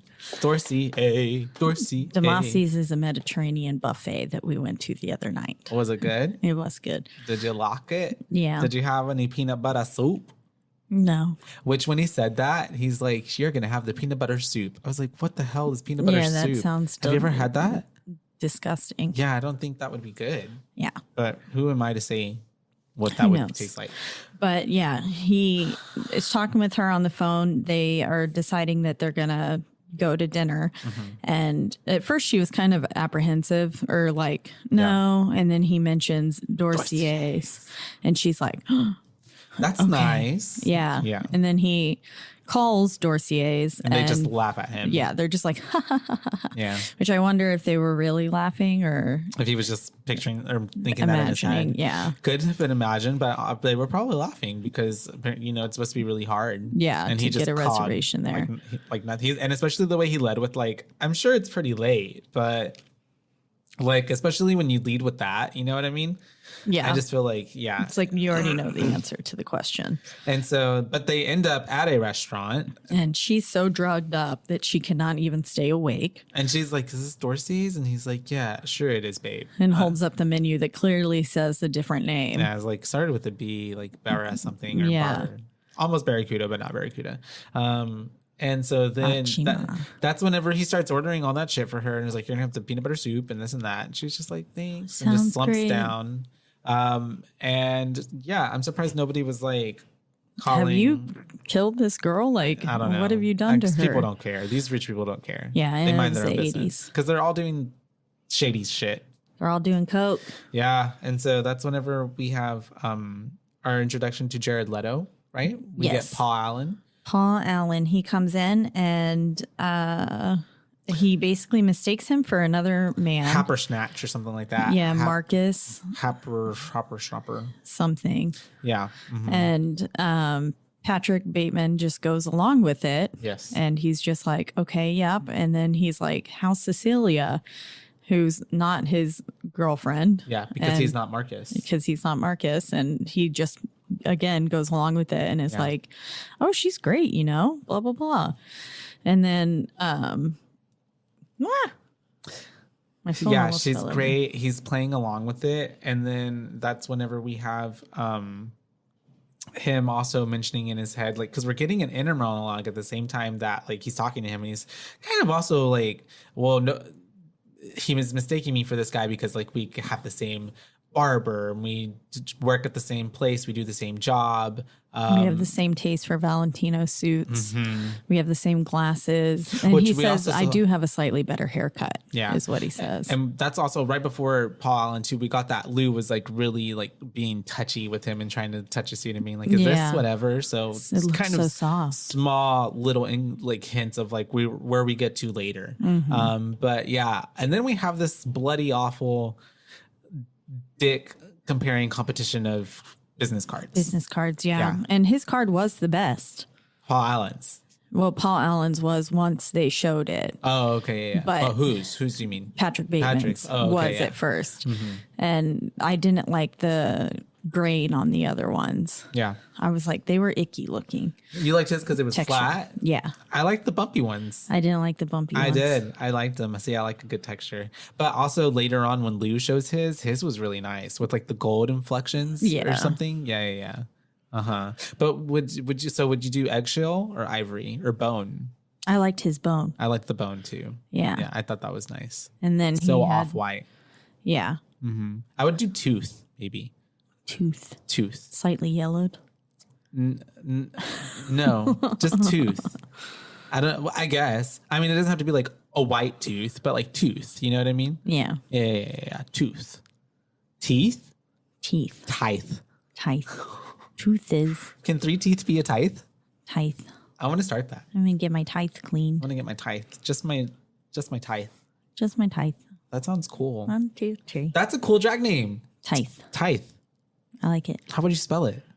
T-Y. Yeah. T-H-E. What? Hold on, I got lost. T-Y-T-H-E. Oh, I see it. Tithe. Okay. I had to see it in my head. That's funny. Hey, when you spell things out, do you have to imagine the letters big? Yeah. Okay, because that's literally what I just did. Yeah, I have to spell things out in my brain or have to physically write it down. I'm visually picturing the letters. Yeah. Tithe. Okay. I like it with the Y. I figured that would make it more saucy than just an I. But I'm trying to think of any other way that you could no, because anyways, we're getting off topic. We are also then this is after and they all said vice president. Oh yeah, all yeah, of the everybody. cards did. So how can everybody be VP? I think they were all maybe expecting a promotion or something. And maybe that's why everybody's that's why everybody's like, oh, I thought about making new cards too. Yeah, that makes sense. That makes and sense. they were like, yeah, here's my new card, and they were all like prepared for the promotion. That was what my thought process was. No, yeah, that honestly makes sense. I can see that. And them all gunning for the same spot. And no wonder they're all literally trying to be one up each other. Mm-hmm. But all of this to lead Bateman to get triggered by Paul Allen's card because he's in his head oh, it even has a watermark. And it's so cool. And then that's whenever we get the scene after where he goes into the alleyway and kind of unfortunately finds this vagrant and then starts to kill him. Yeah. He starts to talk to him in a really demeaning way, which is really sad. This whole scene made me feel really, I don't want to, not awkward, but just made me feel really sad. Yeah. It was a very sad scene. Because at first he seemed like he was gonna help him. Yeah. He seemed like he was gonna help him. And then he just starts going ham on him and is just being so rude. And then he pulls out the knife and then he just starts stabbing him. And it's what in the hell? Yeah. And then the dog, he stands up and he stomps on the dog. I thought that was unnecessary. Yeah, but he's obviously in a mood. He's in a mood. And he does all that and just kind of walks off like nothing. And nobody sees this, obviously, because also a lot of the times, are they in Chicago? I have no clue. I thought it was New York. I don't know. But a lot of the times I'm I know these cities are supposed to be they don't sleep night and day, people are out. So I'm where's everybody at? Because a lot of the times, and that's why he was in an alleyway. That's why I'm a lot, but I still feel someone would have passed by. Yeah, I don't know. I still feel something. I don't know. I've never been to a big city. Again, it's the 80s. They all just mind their own business. It's true. And there's not as many cameras as there are now. Yeah. Especially there are in Waco. Have you seen all the cameras that are getting put up on every corner? Mm-mm. Mm-hmm. They're solar powered camera, big old things. They're the excuse is apparently is because of the eclipse that's going to be happening and the influx of so many people within the next few weeks that they want to be able to monitor everything. Is Waco a good viewing spot for the eclipse? Yeah, it's supposed to be a total dark out for 4 minutes. The population of Waco is supposed to double. Interesting. For 3 days or something like that. Yeah. I wouldn't. I'm just I get it. I'm not come down here, but I wouldn't come to here. Yeah. Or spend. Yeah. I'm just I want to especially spend for money 3 minutes just to watch. Yeah, for 3 minutes. It just doesn't seem worth it to me. I just feel watch a video on YouTube or go outside at night for 3 minutes, and bada bing, bada boom, same thing. Yeah. Right? Kind of. I don't know. It is. And so this is whenever we have him going to the spa day after killing, because apparently every murderer, psychotic murderer, needs to go get pampered. Yeah. After killing. He's got to unleash all that tension. High salute. Yeah. And that I guess he didn't unleash on killing the man. No. Yeah. But He and got him wound up. The girl's like very like, oh, Mr. Bateman, you have very soft skin. Your skin's so nice. Yeah, you know, and that's whenever we have him showing like he's mentioning that he has no emotion, right? Yeah, he says, I have all the characteristics of a human being, but not a single emotion other than greed. Yeah. And disgust. Yeah. Or detest or something like that. But and he gets into like the tanning bed. Once again, I mentioned in my notes, I'm like, this man looks so good. I'm sorry. I'm just like, how can someone like look like that? That is so crazy. It's also, there are so many definitions of good. So I just mean like in the sense of like, dang, like because he's a really good actor. Because the way he's like dedicated to his roles, because even all his other roles too that we know that he's in and stuff, like he's just such a good actor. Anyways, we have it now transitioning to a Christmas party that kind of comes out of nowhere. At a Christmas party. And I love how Evelyn has a pig. This movie doesn't really like do time like that, an established time. But but we get a Christmas party, so you kind of have like this sense of like, okay, this is where we're at. But for the most part, it's you can tell that it's chillier because they're all wearing coats all the time. But that's basically all you get. They're not saying like March 5th, or December 5th. I guess is more like what it would be. And so that's whenever we have him talking to people, schmoozing. Reese Witherspoon's character Evelyn comes up with a pig. Which is cute. It's a very hefty pig. Little pot belly. And very cute. This is when we have him meeting up with Paul again. And Paul once again mistakes him for Marcus. And Paul is inviting him to dinner. Yes. Because he wants to fucking murder this bitch ass. But that's whenever Evelyn comes up after they're kind of having a chat, and he leaves calling him Marcus. And she's like, why is he calling Marcus? Why is he calling you that? But he kisses her for the once and only time in the movie. Yeah. Just to distract her. Very passionate. Yeah. I was like, oh, confused. Just to distract her. Because she was asking a question that he didn't want to answer. Yeah. Yeah. And it's funny that she literally just like kisses him for 2 seconds, and then it's just kind of like her whole body language is kind of like melts into it. And then that's it. Yeah. So no more questioning. Yeah. And then we cut to the dinner pretty much essentially. Yep. We're at dinner, and Paul is complaining about the place and how there's a lack of people there, so it must not be good. Yeah. And then Patrick is saying like, no, this is the hottest place specific dish is really good. And he's like, is that Ivanka Trump over there? And he was like, no, why would she be here? And then he was like, stupid Patrick. And he was like, Marcus. Yeah. And I was like, and it's so funny. Falling apart. A lot of the times in this movie too, like you're supposed to get the feel that he's like this like really methodical and thought out like killer. But so many times during this movie, I'm like, bro, like you were such a like you're fumbling. Like you were an idiot. Yeah. Like you just don't even, especially when he's running out of the apartment later. Yeah. He put on his shoes though. That was so funny to me that he was just in his underwear or he was naked. Yeah, he was naked. We just don't get to see his pee-pee. Yeah, with just his shoes on. Which is a damn shame. Yeah. And so then also like whenever he's walking out with the big old bag, just like nonchalant, like and the blood trail behind it. Yeah. I'm just like, bro, or even trying to get those sheets clean. And he's like, it was cranberry juice. Cran apple. Bitch, it's not cran apple. Yeah. Yeah, it's not ocean spray. And so I would know. Yeah. I love it. It's your favorite. It's really good. And it does not stain that way.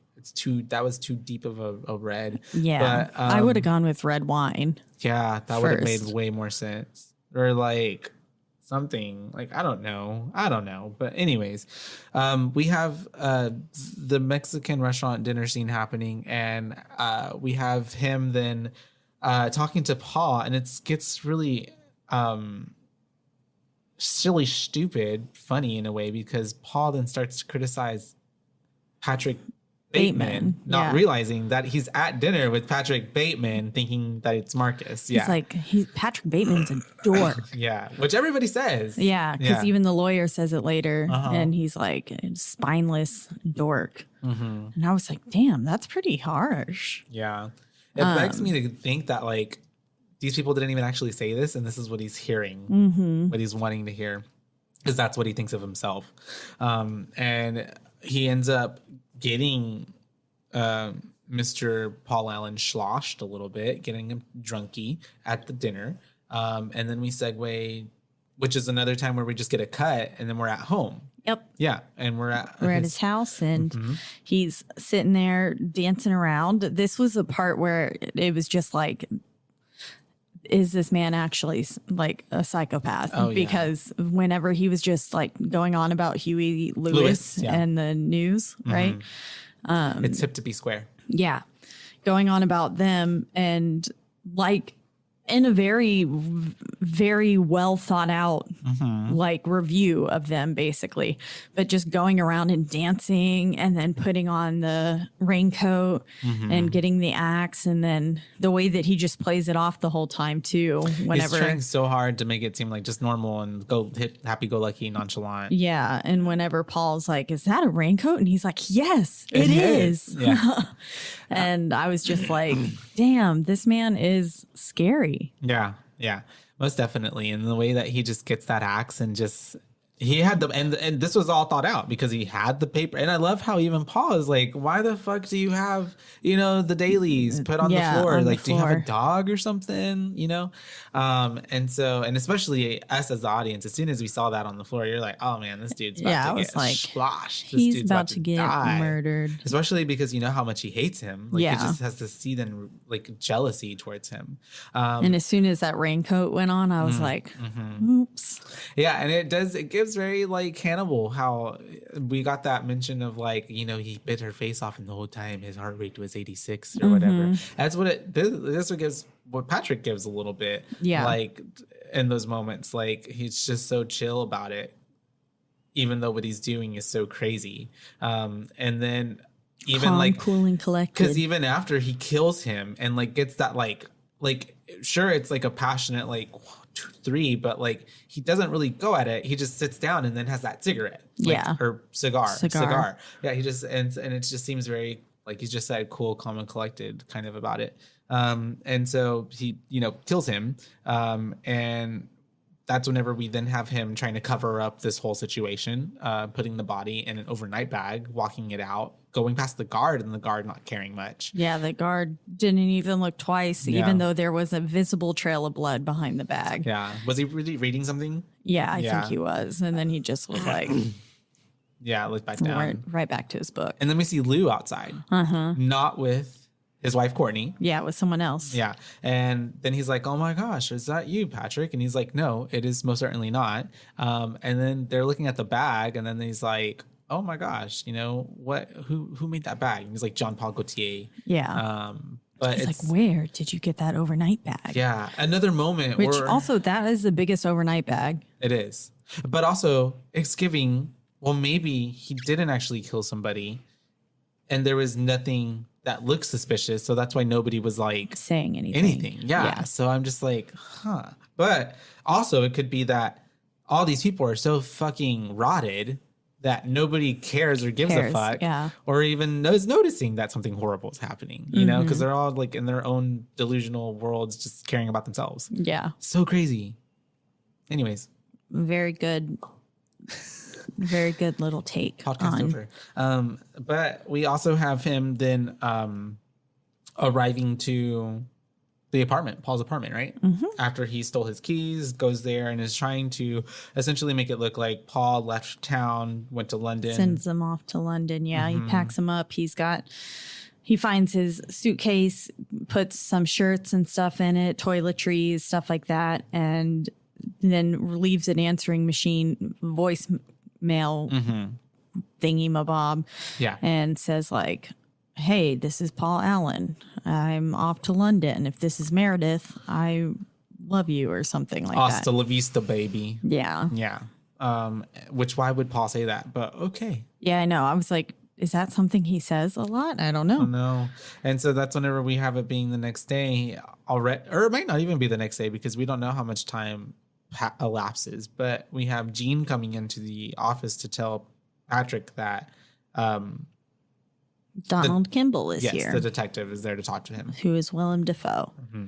And he's investigating Paul Allen's disappearance, which isn't necessarily a disappearance per se, because there's not a lot of information just yet, but he's investigating because his girlfriend Meredith thinks something's wrong. Yes. And doesn't think he would have just packed up and went to London. And the family couldn't contact him either or something like that. Yeah. Yeah. And so, and then the whole time, Donald Kimball, I think I just refer to him as Kimball in the rest of my notes. Kimball sees right through him. Yeah, most certainly. He can tell something's up. He gets this like vibe, especially because Patrick is not really playing it cool and he's doing a lot it's really cool how movies just like what Buffalo Bill was doing when he's asking Clarice all these questions about the investigation because he's trying to like kind of pull information on like homicide been how much do they know, Yeah. Which is never a good idea. No. Like, you just got to stay quiet and just kind of figure lay low it out and be like, I don't know anything. That's it. I've never heard of this person. Don't know that woman. No. Yep. Mm-hmm. Yeah. What are these pictures of us together? Never seen this woman in my life. I did not have a podcast with her for 3 years. What are you talking about? And so that's he ends up what happens next? Trying to stretch this out. Basically, I think we just flash back to him at home after he questions him a little bit. And even like how Patrick's commenting on like it's so weird how someone can just like be here one day and then be gone, and even Kimball was like, yeah, it's eerie, isn't it? So I think a lot of that is what gives Kimball the like kind of ick of like, that's why I'm going to have an appointment with you again. Yeah, like, because I'm going to keep investigating. Otherwise, why would you make another appointment? Yeah, exactly. And whenever we get home, he's watching Texas Chainsaw Massacre. Yes. While doing his 1,000 crunches. And he is doing them rather fast. He's got a good form. He was like, those muscles were muscling. I could never. Yeah, I can't crunch all the way. Like from the ground to fully sitting up. Yeah. I still can't get there yet. My core is still weak. Not like fully there. Yeah, mine probably can't do that no more. But one day. And so we have, this is when he goes to pick up Christy. Yep. Which her name's not really Christy. He picks up a prostitute essentially, and then is like gets her in the car and is like, okay, whenever we get to where we are, and this is real like kind of he's trying to build like concoct some sort of like life plan, I guess, to like implicate Paul Allen, because he says, I am Paul Allen and you were Christy. So I guess he's trying to like do stuff to make it seem like Paul Allen was like a murderer, or pin all the murders on Paul Allen and then make it seem like he skipped town or something. I guess. Yeah. And so she's going along with it, and they end up at Bateman's apartment. And then someone else shows up who is another girl, but he's going to call her Sabrina. But before this, I'm sorry, I did miss the part where he's making her wash up and all this in the tub. Yeah. Yeah. He's making her, he's like, clean her vagina. Yeah. And he does it in a very like kind of grotesque way because he's get on your knees and let me like see it from the back kind of thing. Weird. Yeah. And a little demeaning. But yep. And then Sabrina, quote unquote, shows up, and he's had specifically asked for a blonde on the phone. And whenever she gets there, he's like, you're more of a dirty blonde, not an actual blonde. And she was like, you could tell that her like hunches were kind of, she was like, it was uncomfortable. It's like, ooh, okay, asshole. Like, all right, cool. But anyways, she was beautiful. So he ends up putting her on the couch. And then that's whenever he asks, and then Christy, comes in to join them, and he sits down, and immediately he's kind of like, well, don't y'all want to know what I do? And both of them are like, no. Yeah. I love how they were both like, no. And then Christy is like, well, you have a really nice place here. How much do you pay for it? And he's like, well, that's none of your goddamn business. Yeah. But I pay a lot. It's not cheap or something like that. And so it's real funny the way he's so, he wants them to care, but only about specific things, and then in a certain way. Like he's just so crazy. Like it's just, he will never be satisfied. Yeah. And so that's whenever we have him going on about Phil Collins. Yes. The music. And just so yet again, so I thought that he was about to kill them. Oh yeah. Because it was kind of like what he did with Paul whenever he was going on about Huey Lewis and stuff. But now it's Phil Collins, and then he they move to the bedroom. They do, yes. And he's like gets them to the bed. Yeah. And he sits Chrissy. Is it Chrissy or Christy? It's Christy is what I thought. Yeah, I thought I kind of felt like it changed, or it's Christy is what I wrote. But yeah, I think I wrote Christy at the beginning and then I wrote Chrissy at the end. So I wasn't sure, but Christy, we'll call her Christy. Christy, Yamaguchi. Oh no, Christy. Yeah, he sits her on the bed. And then he tells her to take off her robe. And then he makes Sabrina undress as well and then dance. Yes. And then so she's like dancing in the corner just by herself, and the most awkward dance ever. Yeah. And then because that would be the most awkward situation ever. It's true. I would be like, what the fuck? Like, can I have a prompt? Like, dance in what style? Contemporary, ballet, jazz, Fosse, like what do you hip-hop, want from me? Am I doing the salsa? Merengue. And Baliandic. And that's whenever we have him asking or telling, not asking, sorry. Oh, and also he's got a camera out at this point. He's recording them, and he tells Chrissy to get on all fours, and then he makes Sabrina eat her booty hole. Yeah, he's like, don't just stare at it. Eat it. And I was like, oh, okay. And Sabrina's kind of like, what the fuck? Yeah. And you don't actually like see it, but she gets in there. Yeah. And then they end up, it cuts to them having sex. Yeah. Really rough sex. He's basically this is the part where he's looking in the mirror at himself, pointing and flexing and doing all that. He's not even really caring about them. They're literally just holes, and he's admiring himself. Yeah. Like, it's kind of sad. And it's kind of grotesque to BH. Yeah. And then he's like, tells Christy to like smile at the camera or something like that. Yeah. And she's like, woo. Yeah, literally. And then he turns Sabrina's head to like, he like yanks her hair and kind of turns her head, and he's like, look at the camera. And he's really intense. Very intense. Throughout this whole thing. Whole scene. It's all happening.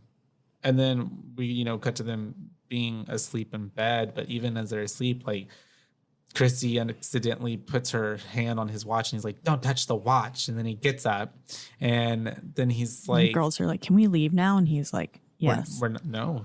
Oh, he says we're not done yet. We're not done yet. And then he's got that door open with like a bunch of torture elements. And he's got a wire hanger. And then we just cut to them running out the door as he's giving them money, and they're like, really Chrissy like traumatized. Or Christy really takes the money out of his hand, like. Yeah. And then we find out later that she had to like almost have surgery. Yeah. So it's like, what the fuck did they do? You never know. No idea. I feel like he put stuff up their areas. Coat hanger. Yeah, or something, and like fucked with them. Yeah. Which is really sad. I feel like he tortured them. But then that's whenever we cut to the guys are all together. It's guy talk. Having the no girl with a good personality. Yeah, it's very locker room talk. Yeah. They're at like a cigar lounge or something, like a whiskey bar. Yeah. Is what it felt like. And then the whole time, Patrick also like loves to quote serial killers. Oh yeah, because then he brings up Ed Gein in this moment, and he's like, "Do you know what Ed Gein said about women?" And they were like, "No, what? Who's Ed Gein?" And then he's like, "Oh well, he said like every time I see a woman, I imagine like how beautiful she is and how I would want to like wine and dine her and just be with her kind of thing. And then I also imagine, and he pauses after that and they're like, well, what's the second thing? And he's like, I imagine what her head would look like on a stick. Yeah. And then he just laughs. And everybody just kind of like. And everyone's like, yeah. Which happens kind of a few times. And then that's whenever we have Lou popping up and he's like, hey, since everybody, you know, wanted to get new business cards, I decided to get a new business card too. And he shows them all. And it's honestly a nice looking business card. It looked pretty identical to Patrick's. Yeah. But with like a gold inflection to it on the lettering. Yeah. It looked red too. Is that what it was? Red, like a reddish. Something kind of was on gold. it. It was different. Yeah. Yeah. Copper, maybe then? Maybe, yeah. But Bateman, it sends Bateman on a kind of like a what's the word? Like a tantrum, like a breaks him almost. Rampage because even like it happened so fast because Lou walks away, I guess goes to the restroom, and then that's whenever like they're like, "Are you okay, Bateman?" And he just kind of gets up, and then we find him in the restroom behind. And he's put his gloves on, and we've seen Lou. Yeah. He's put his gloves on, which we've seen that he does every time he's about to kill someone. And he walks up behind him and he puts his hands around his throat, but doesn't actually act on it. Well, and then Lou turns around so fast. Yeah. And I'm imagining his pee is still out. Just flopping around. Oh, I'm like imagining he probably peed on him a little bit. Yeah. Yeah, because that's like once the stream is going, it's kind of hard to like stop it. I mean, you can, but it takes like a second. So I just imagine like, but Maybe yeah, a little bit. and then they're like, and then Lou kisses his wrist so ever softly, delicately. Yeah, and it's just like, oh, this whole time, like I knew you wanted me. I've been watching you. Why are you sweating? And then it turns into kind of like, you know, Bateman walking to go wash his gloves and he's freaking out a little bit and then he's going to leave. And I love how he uses this excuse a lot of the times where they're like, where are you going? And he's like, I gotta go return videotapes. Gotta return some videotapes. Yeah. Yeah. Uh-huh. That's his excuse for basically everything. Yeah, it and is. It's like, and he walks out and he ends up bumping into people. You can tell he's definitely disheveled. Lou like is like, call me. And then he ends up walking out. And then this is whenever he ends up, I think we have Detective Kimball coming back. Yeah, we're back to Mr. Kimball asking basically for his alibi and saying like, what did you do? What were you doing on the night of December 20th or whatever it was? The disappearance of. Yeah, Paul Allen. Yeah. And he's like, oh, you know, I was like, he comes up with different excuses every time. Remember. Yeah. Yeah. Mm-hmm. And then it's really like kind of a scary moment for him whenever Mr. Kimball brings up the CD and it's Huey Lewis in the News. Mm-hmm. And he's like, coincidentally, I just bought it on the way here. Like, have you heard of them? And he's like, nope. Mm-hmm. Never heard of them. I don't like it. Yeah. Yeah. He goes as far to being like, oh, I don't like singers or something like that. Yeah. Yeah. And which also clearly is a lie. Yeah. And then it's really like spooky ooky that he's mentioning this, right? Because at this moment too, even, you know, Bateman is like, oh shit. Like, is he about to drop some sauce on me or like what? Like, what is this? Yeah. But he's just like, no, it's, you know, I like it. So it's either one of the world's like. I feel like he's a figment of his imagination. Ooh. Almost. Yeah, that makes sense. Like, I mean, Gene does introduce him, but it could have all been like that one episode. Time. Or it could have been that one time because Gene introduces him that one time. And it's just him. Yes, exactly. Because the whole time he never interacts with Gene again. Yeah. And later on, whenever they're at the restaurant having dinner. Yeah. And he's like, it would be really weird for someone to just kill their friend, wouldn't it? And then he kind of laughs. And it's like, he's spot on. Yeah. The whole time. That's interesting. Yeah. And I feel maybe like that it's makes just a lot of guilty, sense. like conscience that's making him it's like torturing himself, basically. Yeah. Yeah. For this situation that he imagined or didn't imagine. Because, of course, we don't really know whether or not he actually killed Paul Allen. Yeah. Oh, yeah. No, that all makes sense. I feel like that explains a lot because they're, like we said, Gimbal isn't really heavy in this film. And for someone to be missing and then for someone to maybe possibly even be dead, it's like, well, Gimbal's the only person who cares. You know what I mean? Like there's no other people or no other kind of inclination of a real investigation even going on. Yeah. Yeah. Yeah. Because you think, especially whenever he brings them back to Paul Allen's apartment the next time, you would think that that place would be like police lockdown. Yeah, exactly. Like stuff up. Yeah. I don't know. Yeah. So maybe that makes sense. Or on guard or being surveillanced, watched by a police guard on duty at all times to see if like Paul Allen returns. I don't know. But exactly. We have all that happening with him, and then we cut to him because I guess he was triggered with all of this. He's having sex with Courtney. Yep. And they're going at it. And then it cuts to them at a club. Doing coke in the bathroom. Yes. With the guy who is having an affair with Evelyn. And then he's like being really rude to another guy, and he's just like, hey, can you keep it quiet? I'm trying to do drugs over here. And then that's whenever we end up having them. And he's like meeting some girls. What does he call him? He calls him something. Oh, I think he says the F word. Yeah. He does, doesn't he? He says the F word that hurts my soul. Yeah. It makes me cry inside. Yeah. He says faggot. And so then that's whenever we have them meeting some blonde bimbos in the couch. Well, they're not actually bimbos. They're models. And one of them is like, you think I'm dumb, huh? Later on. But she's really smart. And this is whenever she is asking him, like, what do you do? And I love that he's like, oh, I'm into murders and executions. And she's like, oh, mergers and acquisitions. Yeah. And I'm just like, oh, that's actually really smart. That's clever writing. That's clever writing. It was. But yeah. And once again, it's one of those moments where he's just like blatantly telling people like, what the fuck he's doing, and and everyone just glosses right over it. Nobody's paying attention at all. They just yeah. And so they're kind of talking for a while, and then we cut to them being outside, like they're heading out, leaving, and she's having that conversation about like, you think I'm dumb, but I'm not. And then she gets in the car with him, and that's the last we see of her. Yep. Until she's dead. Until in the she's freezer. Dead. And Oh, and then it's the next day. Her little hair. And got the hair. Yeah. And he's doing a crossword puzzle and filling it only with the words bone and meat. Yeah. And and I'm sure some other Jean ones. comes in. Yeah. And Jean comes in. She's like, oh, are you doing a crossword puzzle? Do you want me to help? Yeah. And he was like, no. Yeah. And then he asked her out to dinner, which is a really weird, like, character. Like, he just changes out of nowhere and is just like, I'm going to ask you to dinner. Yeah. Yeah. And you can tell the whole film that she's got something for him. Oh, yeah, for sure. Like she likes him. One of the ones pining after him.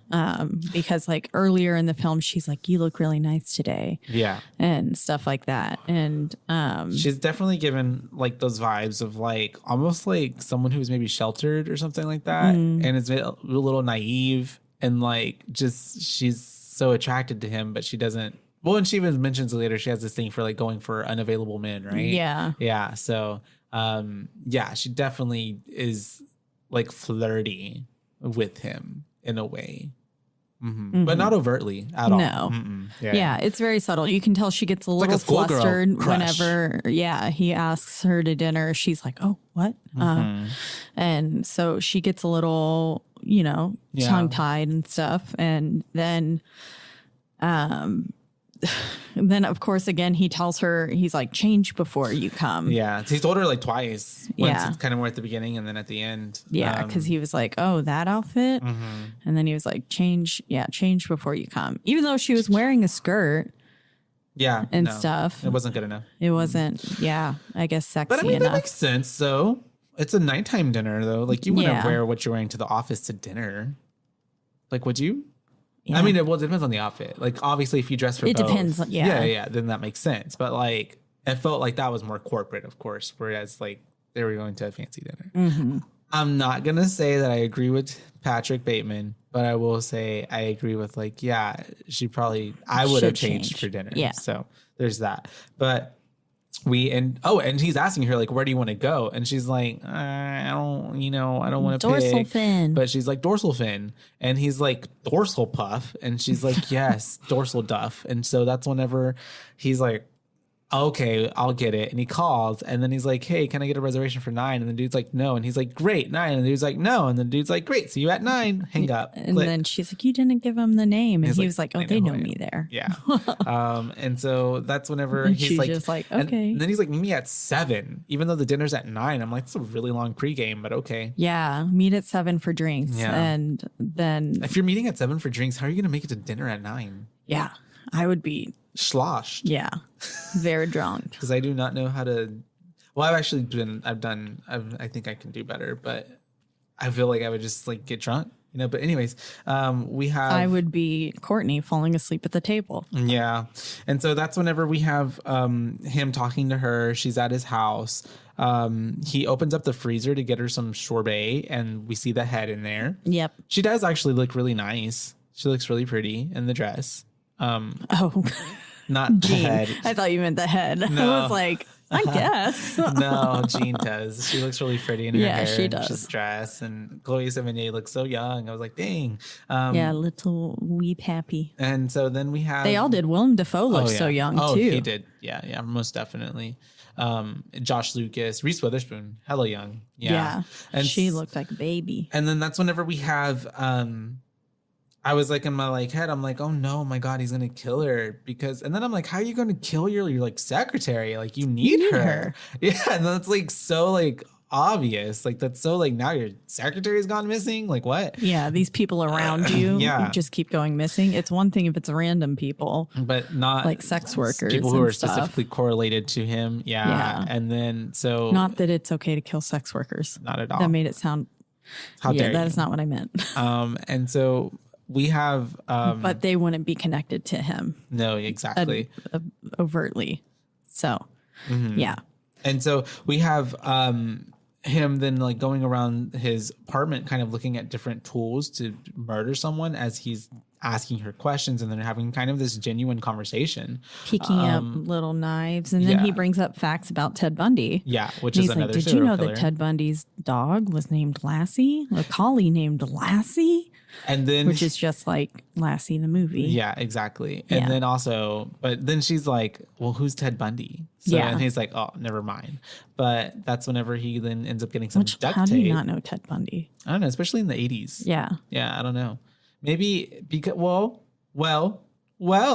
because it's only the 80s and I guess it was still fresh. And maybe because culture hadn't we're now in a culture now where we like glorify and like look up at like serial killers and like not look up, but you know what I mean? Like there's so many documentaries, so many films, so many true podcasts, crime has become so many things that back then I don't think people like were necessarily as exposed to, I guess, all of that. But I feel like Ted Bundy is one of the most, that was a nationwide case. Yeah. But maybe she grew up in a place where like she wasn't exposed. Was sheltered. Yeah, maybe. And then we have him getting the duct tape, right? And then that's whenever he's like, it's very much like, I guess because of their conversation is making it humanize her, I guess, or he's feeling close to her. I don't know. Right now, he's going back and forth from getting the duct tape. And then thankfully for her, he gets like a nail gun? Yeah, it was a nail gun. Yeah, and he gets all the way behind her, and it's like he's almost going to kill her. But then he gets a voicemail from Evelyn, and it really stops him in his tracks. And she's being like, she's talking about like, I hope you're not with some whatever, and remember you're my guy, and all these things, and trying to remind him of something that I guess they have to go to in the future. And it stops him from hurting Jean. And then Jean is like, oh, are you still seeing her? Like, what's going on? And then he's like, you know what? I think you should go because I don't want to hurt you. And he makes it sound as if like something bad will happen. Like he could hurt her emotionally, but he was meaning physically. But she was taking it as like, oh, I don't want to get bruised emotionally. Yeah. And then also what made him stop in his tracks and like humanized her is she asked him if he ever wanted to make someone happy. Oh, that's true. And then he was holding the nail gun to her head as he answered. And then, that's when Evelyn called.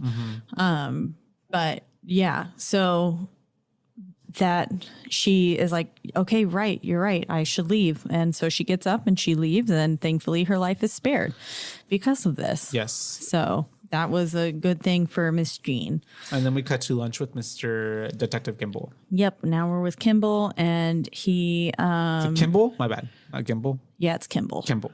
Yep. And he's telling him about Marcus's alibi. Yes, and also Patrick put so much salt on his food. Oh, did he? I didn't. He picked up the salt shaker and was just like,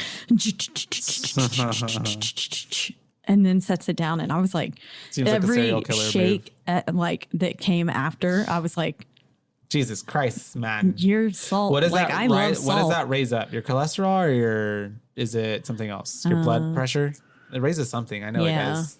That's okay. I don't know. Someone just send I'm us sure a my message. doctor will Whoever's tell a me. nurse, let us know in our DMs, please. I can't wait to go to my doctor's going to go, you're getting fat.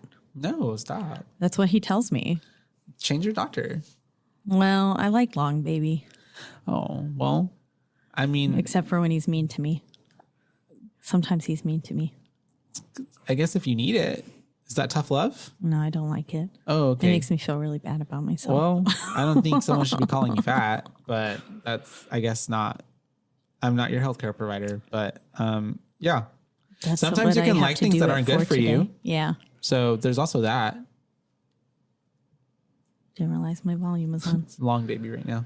And so texting, you're fat. You're fat, literally. Fat bitch. You got an appointment this Tuesday. Don't forget. I'm going to weigh you and I'm going to make you look at the scale.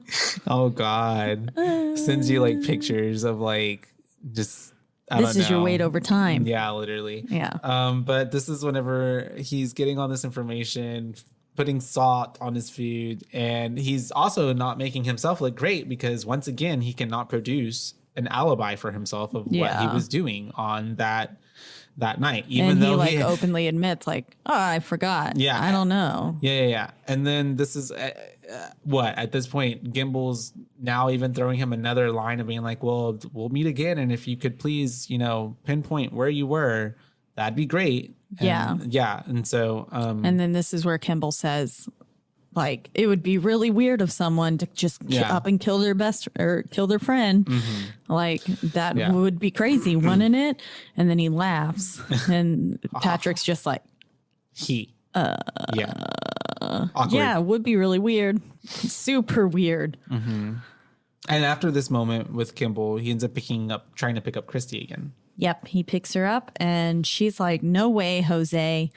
This is when she says what you said earlier. Yeah, that she needed or almost needed surgery after the last time. And he like hands her some money. And so she gets in and then he's like, here, let me write you a check. Yeah. And he goes to hand it to her and she's like, she takes it and runs. And then he pulls up next to her and he's got just this wad of cash that he's holding out the window, and obviously it entices her because this is her livelihood. And she's like, draws her back in. Yeah. She's like, okay. And then he's like, she goes to take the cash and he's like, you can have half now and you can have half later, kind of thing. And then they get back to now Paul's apartment. Yes. And he's brought yet another woman. Yes. But she knows that he's Patrick, though. Yeah. Which I thought was a weird. I'm like, how is this going to work, Patrick, if you think that this is. If Christine thinks you're Paul. That she thinks you're Patrick. But I guess you're going to kill this girl anyway, so it doesn't matter. But, anyways, yes. He tells her, and they end up there. Elizabeth is, having conversation with them, but then he tells them like, I just want to watch y'all, do it. Get it on. Essentially. And he drugged the wine. And he's drugging the wine. So like, essentially he gets them drunky enough to where they're like rolling around together and he's just watching while he's talking about Whitney Houston at this point. Yes. Mm-hmm.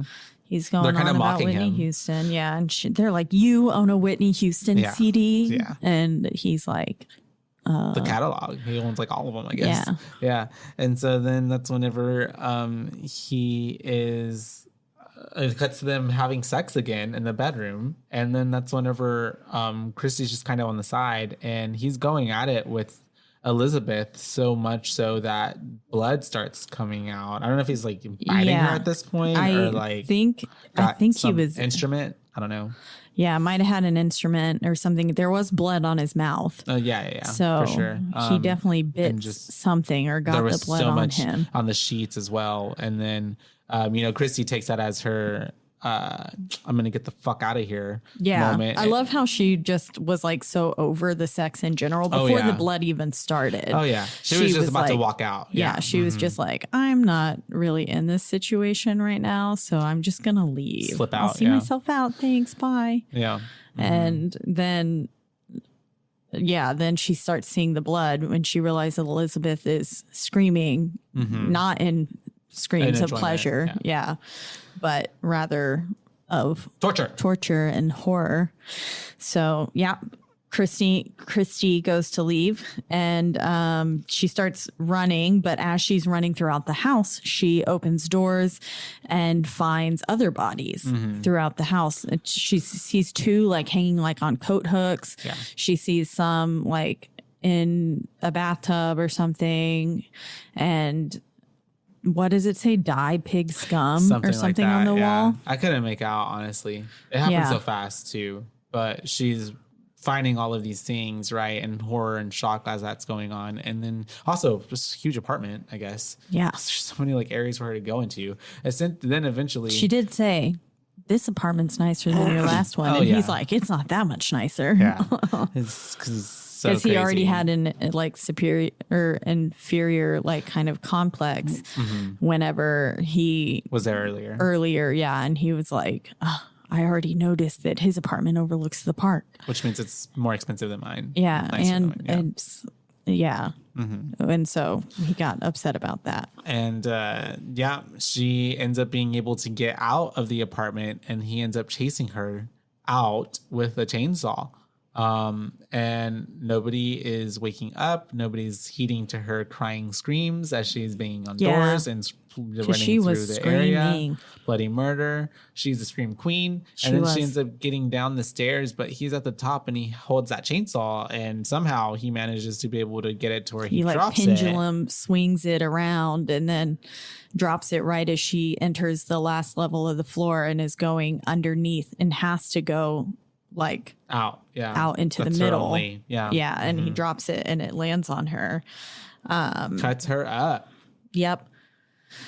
And drops the chainsaw's dropped on her, and then we just flash to him drawing it on the tablecloth next to Evelyn, which makes me think that maybe he did imagine all of this, and it was all in his doodles and his, because like in the book at the end, and that this was just something he imagined. And I don't know. I don't know what to believe. He's talking to Evelyn, and at this point, once again, he mentions how all he can do is want to take out his impulses and stuff. My homicidal tendencies. And she's not paying attention to what he's saying, and then it culminates into him breaking up with her. And she is like, "What?" And she has this moment where she's making a scene at the table, and of course to get a ruse out of the situation. And then he is just like, you know what? I'm going to leave. I'm going. Could you not? And he does. And this is how we got Legally Blonde. Yes, I was about to say, because I was like, the same thing happens to her in Legally Blonde. Yep. Poor thing gets dumped at nice dinners. And so then we have him leaving, and he's at the ATM, and this is whenever... And again, he had to return some videotapes. Oh, he had to return some videotapes. She was like, where are you going? And he was like, I have to return some videotapes. And I was like, it's always I have to return some videotapes with him. It was the 80s. You had to. Yeah. Or you get charged. That's true. And so then we're at the ATM, and this is when, it tells him to feed him a kitty? Yeah, he's there at the ATM, and then as soon as I heard the cat meow, I was like, "Oh no!" Yeah, the ATM tells him to feed it to him, though. So feed it's me not a stray cat. It's or not something. his fault. Yeah, he's just following orders. And he tries, and then there's an old lady who's like, "What the fuck are you doing?" And then he's like, "Bam!" Which also, where'd he get the gun? But anyways, I guess he just had it on him. He shoots her. He's always carrying. He's strapped. And then we see some cops that are finally like, what was that? And they turn the lights on. And so he starts running. And then... Is it bad that as soon as he shot the lady, I was like, oh, thank God. Why? Because he didn't kill the cat. Oh, I guess so. No, it's not bad. Poor old I wouldn't lady. say that's bad. I would just say that obviously I don't want real people to die. But I was like, course. not the but cat. Like, if it was a cat or a human, I mean, obviously the cat is innocent and the human is not. Yeah. No innocent is human. I mean, no human is innocent. That also makes sense, though. No innocent is human. Yeah. And so we then have him running off. He's like getting the car alarms to go off on all these other cars, which essentially I think he's to make a diversion. But then he goes on the other side of the street. Oh, I thought he was just being really dumb and like trying to get into all these cars to make an escape. Honestly, I think he could be that dumb. Yeah. But I don't know. He also then ran to the other side. So I was like, maybe it is a diversion that he's trying to make. But he gets all the way on the other side. But then we have these cops going to the end of the alley. And then it's a shootout. Yep, Shootouts with the law. shootout Like I live in the palace. with the police. And it's just like in all the cop movies. Yeah. And nice then little shootout. It's bang, bang. He shot me down. Bang, bang. And then his gun turns into a bazooka because then everything blows up. Yeah. Which he's like, I was confused. what the hell? Yeah. It gave Harry The Mask. Yeah. Jim Carrey. Yeah. Yeah. I can see that. I think I was writing notes whenever the gun turned into the bazooka and I looked up to see the explosion. So I just thought his bullet hit like a gas tank or something. No, I mean, no, it didn't turn into a bazooka. I'm not like, it didn't actually turn into one. I'm just like saying like somehow he blew them up. It made this big ass explosion as if it was a grenade or like something. Yeah. I don't know. I think he must have hit some sort of gas tank or something that made it explode. That was what I was like, I guess that's what happened. I don't know. Because my notes just say has shootout with the police, blows him up and then runs off. He does run off. He does do that. And then it's like he ends up getting to the office and then shoots the bodyguard. Kills the front desk guy. And then he's going and out the back door. Yeah. And then kills the janitor. Yeah. The janitor just happens to get off the elevator. And then he's like, well, you're dead too. But then goes to another building? Yeah. Was that not his building? No, I guess not.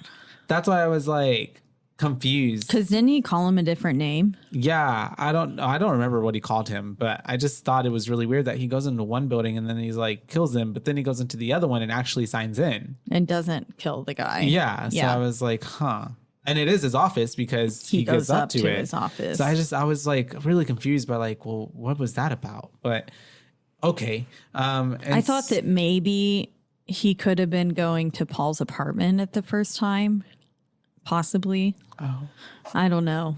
I'm not really sure what it was, but it was weird. He gets to his office. There's helicopters shining their lights through the window, going all around, and he like is panicking majorly. So then he gets on the phone with his lawyer, gets sent a voicemail, and this is where his acting was like top tier. And he's confessing all of his sins. Yeah. And just the way that he is,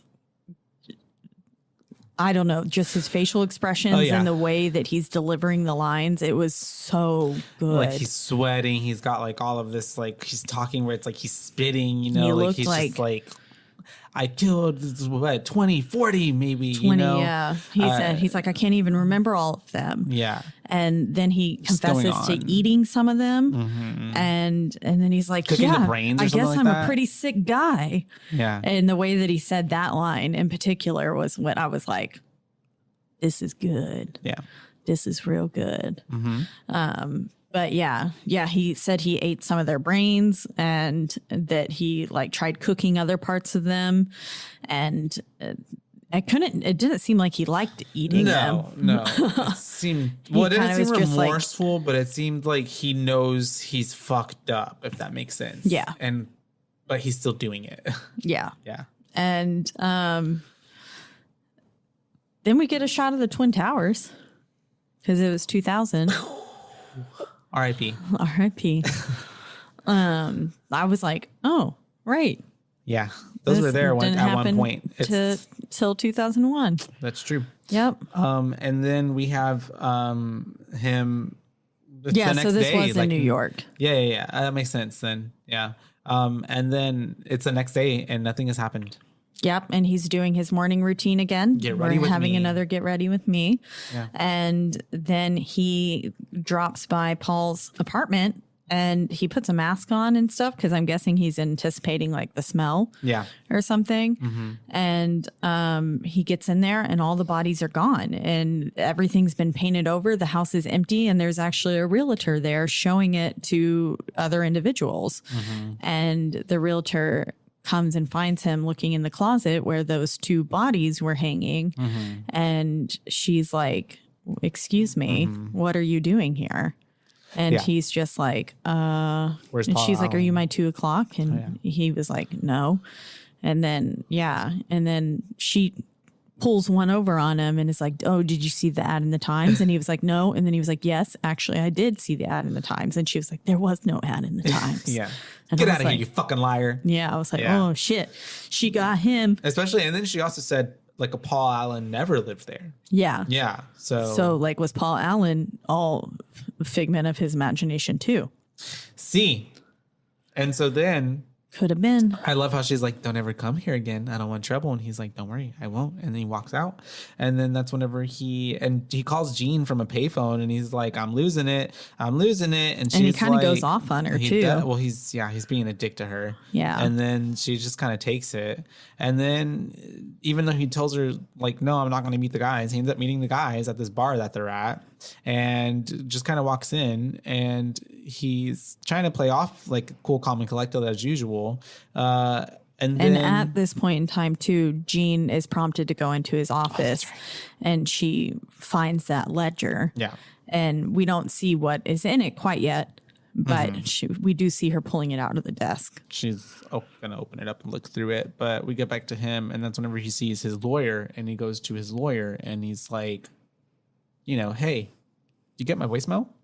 And he was like, yeah, funny joke. Haha. And he also thinks that he's Davis. Yep, thinks he's someone else. Yeah, so it's like a lot of this movie is like people getting mixed up. So what if he did kill someone who wasn't Paul Allen, who we thought was Paul Allen? Yeah. That could be a situation too. That could be. And so he's like going, you know, Bateman is like, you know, I'm losing my mind. Like, what do you mean? Like, because this lawyer is acting like it was a joke and nothing's wrong, right? And he's like, hey, no, I'm serious. And he's like, this is not funny, and I don't like this anymore because I had lunch with Paul Allen twice in London 10 days ago. 10 days ago, yeah. Yeah. And then he just kind of walks off after that. And then this is where we flash back to Miss Jean looking through the ledger, and it's just filled with these doodles that are horrific. Yeah, of like women getting dismembered and like a lot of violence towards women specifically. There's not any violence happening towards men. Yeah. No. But there is like a drawing of like a penis in a mouth or something of like looked like a decapitated kind of head thing. Like, yeah, I could see that, him doing that. Very graphic imagery that happens. And then he just kind of goes back to the table and he's kind of like losing it at some points. Yeah. Like he's just like, he does that little finger gun thing and says like, let's rock or something like that. And it's just very like, whoa, dude. Yeah. And then he just goes back to calmly drinking his drink and he's just having that inner monologue moment. Yeah. And then he says he surpassed all his like utter indifference towards the mayhem he has caused. And he says I want my pain to be inflicted on others kind of things. I want and them to feel everything that I feel essentially. Yeah. And says like, this confession has meant nothing. And then it zooms in on his eyes as it says, this confession has meant nothing. Yeah. And we roll credits. To the end of the film. Yep. It was a wild ride. Yeah. That is 2000's American Psycho.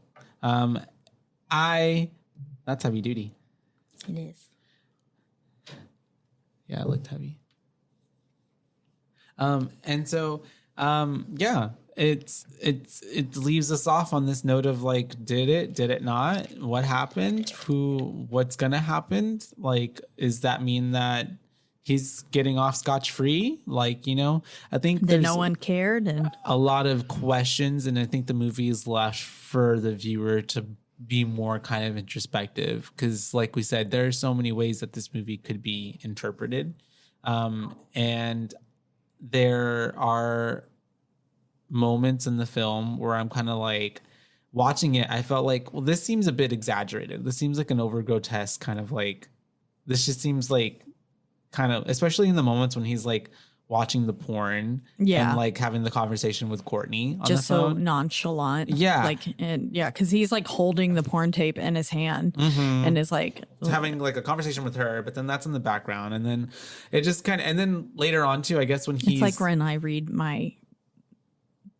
BLs, my boy loves in public, and I'm just like watching like a very graphic like sex scene and reading it, and then happen often, Caitlin. It does. Okay, well, and then I'm just having to be like, you know what? Never mind. Nothing is going on. But a lot of those moments, I kind of felt like, are people like, would anybody actually be like this? You know what I mean?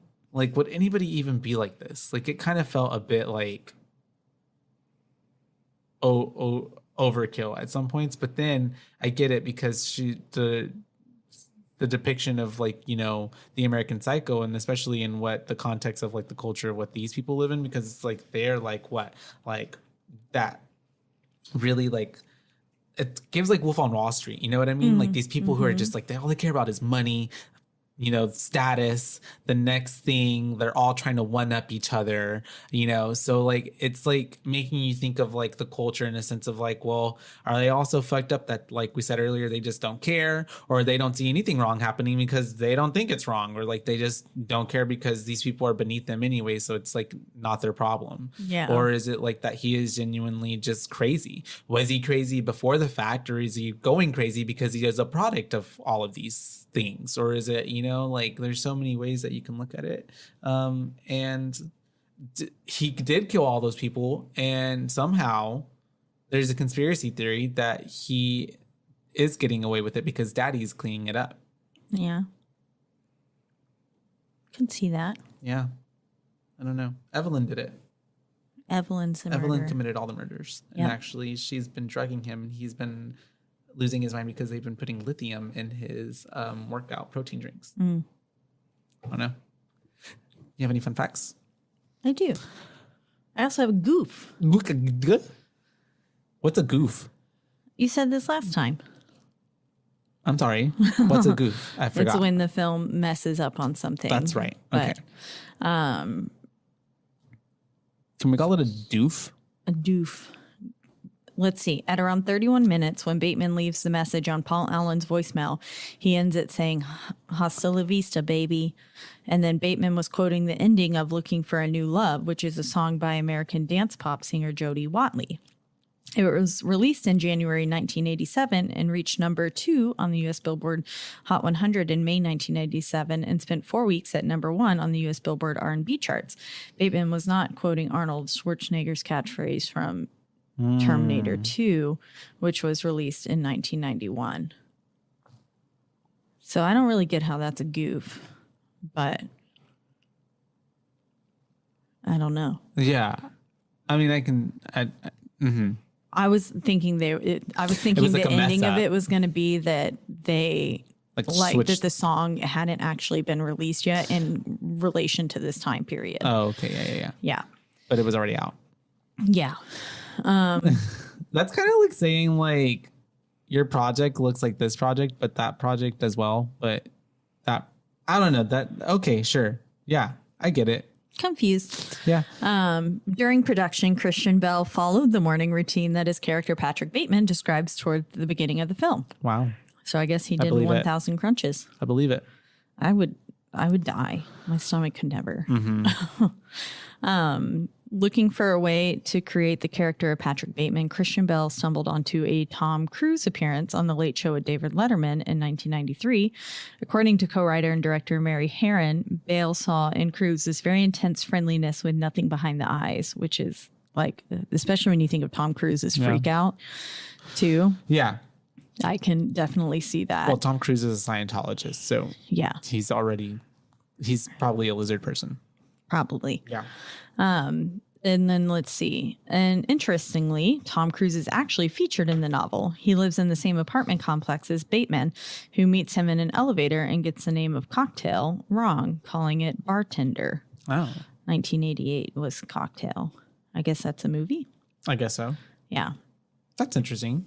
During the shooting scene of the film, Christian Bale spoke in an American accent offset at all times. At the wrap party, when he began to speak in his native British accent, many of the crew thought he was speaking that way as an accent for another film. They thought he was American throughout the entire shoot. He was that convincing. That's good. That's good. I always forget that he's not American as well. Yeah, I thought he was American. No, he's not. I had no clue. I always forget that, yeah. The single biggest cost of the film was purchasing the rights to the various songs used throughout. Oh, yeah, I could see that. Yeah, because there were some hit songs. Hit B square. And Phil Collins. And name dropping all the Phil Collins songs too. Yeah. Oh, yeah. And Whitney. And then the film had various problems with designer labels during production. Oh.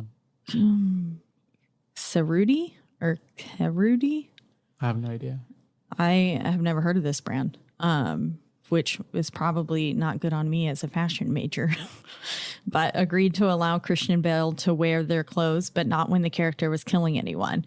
Rolex agreed that anyone in the film could wear their watches except Bateman. Hence the famous line from the book, "Don't touch the Rolex," had to be changed to "Don't touch the watch." Perry Ellis provided underwear at the last minute after Calvin Klein pulled out of the project, and Comme des Garçons refused to allow one of their overnight bags to be used to carry a corpse. So Jean-Paul Gaultier was used instead. I know all those names, but I just couldn't say them. It's okay. There's 50 more fun facts, but we're not going to read all of them. That's just interesting that there's so many of them. Why are there so many Normally fun facts? It's like 4 or 5, more, right? Yeah. Normally there are more, but it just says more. And this one says 50 more. 50 more. So there's lots of fun facts about this film. These are just the most popular that I read from the top of the IMDb website because I get all of my fun facts from IMDb. IMDb's? Yep. That's it. Support us. But yeah, that's fun facts. So what's your boo rating for 2000's American Psycho? 1897's American Psycho.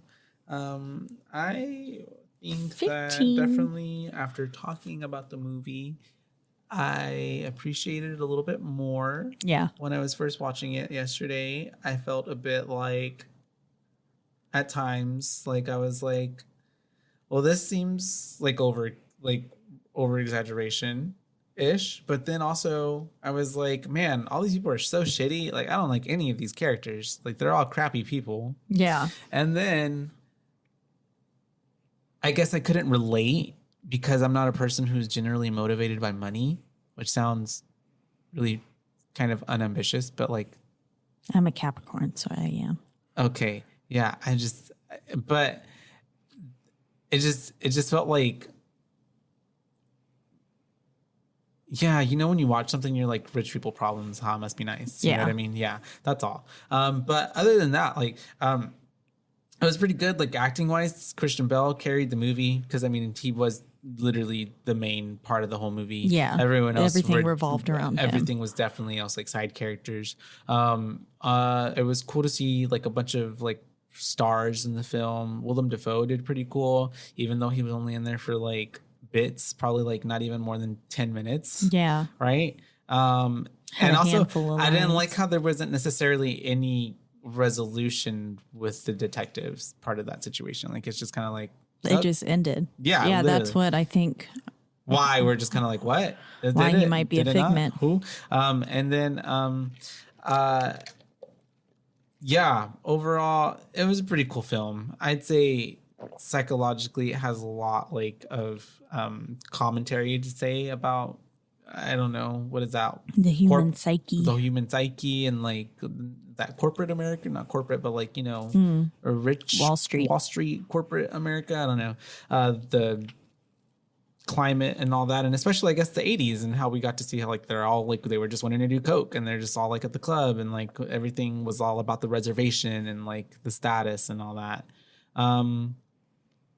I think that overall though, I'm a bit like, for some reason, I want more closure, if that makes sense. But also I respect that it's left to be what it is. So it's kind of like, do I knock it for not giving me something, or do I kind of accept it for what it was? Yeah. Yeah. I think I'm the latter. I kind of like how in the dark it left us, because then it allows you to come up with so many theories on like what or how it was what happened. It really allows the imagination to kind of run wild and run loose, which I think is the whole point of the film, because his imagination's running wild and it's true crazy. Or is it? Did he really do it all? We don't know. Will we ever know?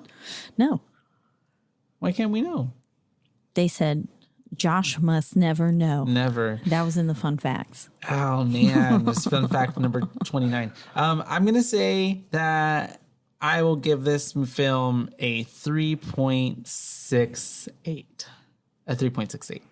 Okay. A 3.68. A 3.69. There we go. 3.69. Yeah, fitting. 3.69. I think. Yeah, I don't know. I think it's a good film, but for some reason, I was left wanting a bit more. I don't know what even that more is, but I kind of feel like I wanted more, if that makes sense. That's fair. Or maybe even like, no, I don't know. A lot of this movie too had like restraint in showing us, like, we never really got to see like murders per se. Everything happened off screen. Yeah. Yeah. That's true. Right. So maybe that was just it. Maybe it was condemned for being too graphic. Yeah. Yeah, for sure. They had to cut down a lot as well. From what I heard, but yeah, I'll give it a 3.69, and you give your rating, and if it's a really good one, then that's great. Okay. Yeah. To me, this whole film was like a fever dream. The whole time I was watching it, I was like, what the fuck is going on? Yeah.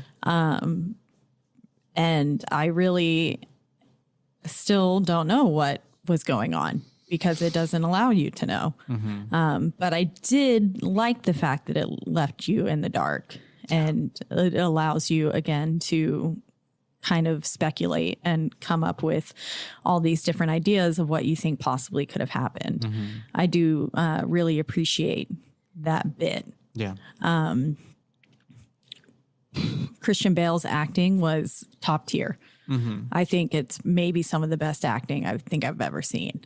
I was like absolutely enthralled. I loved it. I thought he did a phenomenal job.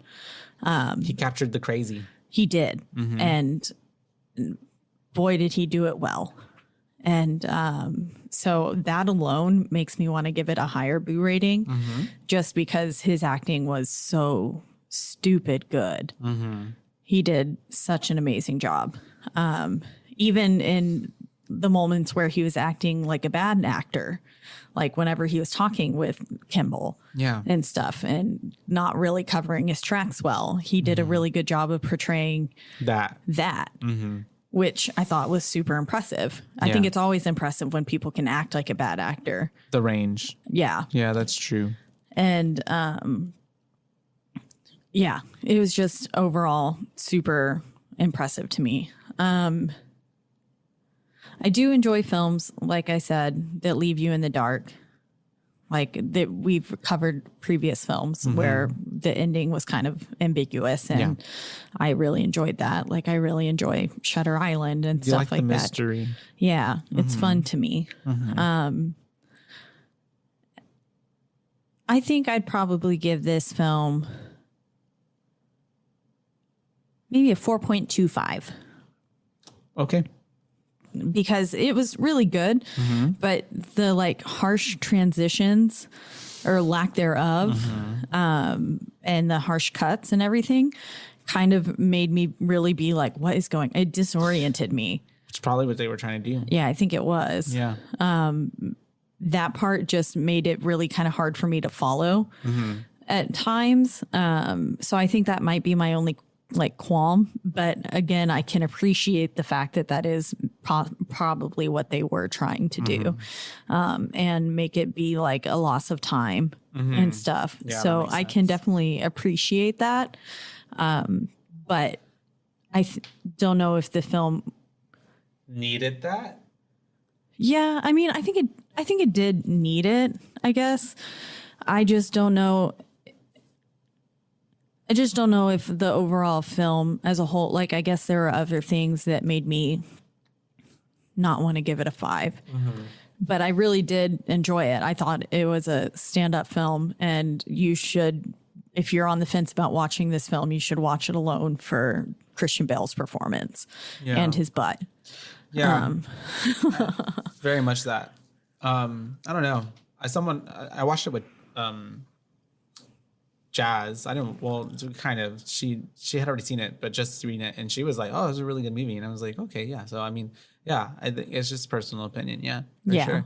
But that would make it like a 3.6 and a 4.2, like a 3.9.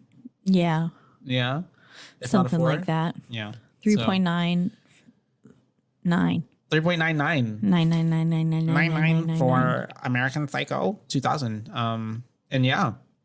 Overall, it's still a pretty good film. Like, I mean, it's just because also like our rating system is very like doop. Teeny tiny. Yeah, so it's like either here or here. So it's in no way is it like a super bad film. I mean, it's still over 3.5. Yeah, it's just I feel like if any of our films are over a 3, it's probably a pretty good film. Middle of the road is more like 2.5. Yeah, and then if they're 2 or below, it's like stinker.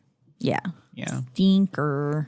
But we are in the lovely Rogue Media Network studio. We love being in here. Yes, we're actually in studio again today. We are, which is so fun. We are, you can listen to our podcast and a lot of other really awesome podcasts on their network website, which is RogueMedia.com. That's right. And you can listen to us and all those other amazing podcasts on your streaming services. Platforms. Wherever you listen. And the 2 biggest platforms would be Spotify and also Apple. But wherever you do listen, don't forget to rate, review, like, and subscribe. That's right, because that is the only way we can get ahead in this world. And then word of mouth, tell your friends. If you are a new listener, thank you for joining us. Yes. Tell your ATMs. Yeah, buy a sticker and leave it on an ATM. Yeah. And where you can buy a sticker is at non-existent because we don't have stickers yet, but we will get them. Yeah. We'll get stickers. Those would be cute. Yeah. And then we've talked about merch forever. It's okay. Someone make us merch. Yeah. Yeah. Thank you. Super fan. And then what's next?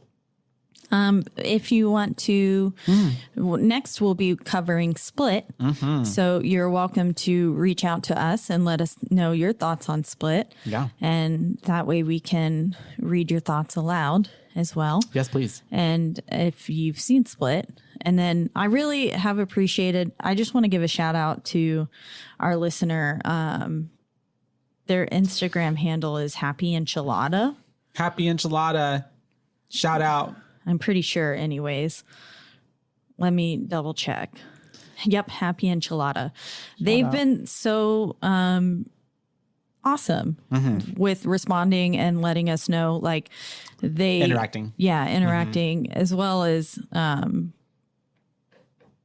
everyone's amazing. But yeah, they said that it was an awesome episode about our Silence of the Lambs one, and that they feel like their boo rating might have been unfairly elevated due to nostalgia and just loving the lore.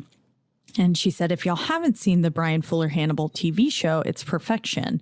And she said, I know it's too long form to cover here, but it's one of my faves. Have you seen Hannibal? I haven't. No, I know what she's talking about. Yeah, I have wanted to watch it for a long time. I just never have. Yeah. So that was what I responded with, was like, I've wanted to watch that show for so long. I'll have to look into it for sure. But yeah, just wanted to give a quick shout out to Happy Enchilada for always supporting us and being so interactive in our DMs and stuff too. Shout out. Same with Blue Fire. Woo-hoo. Yay. Those are our favorite Instagram buddies. Which, if you do want to follow us or get into contact with us, yes, you can do that at our Instagram. And we only have one Instagram, and that is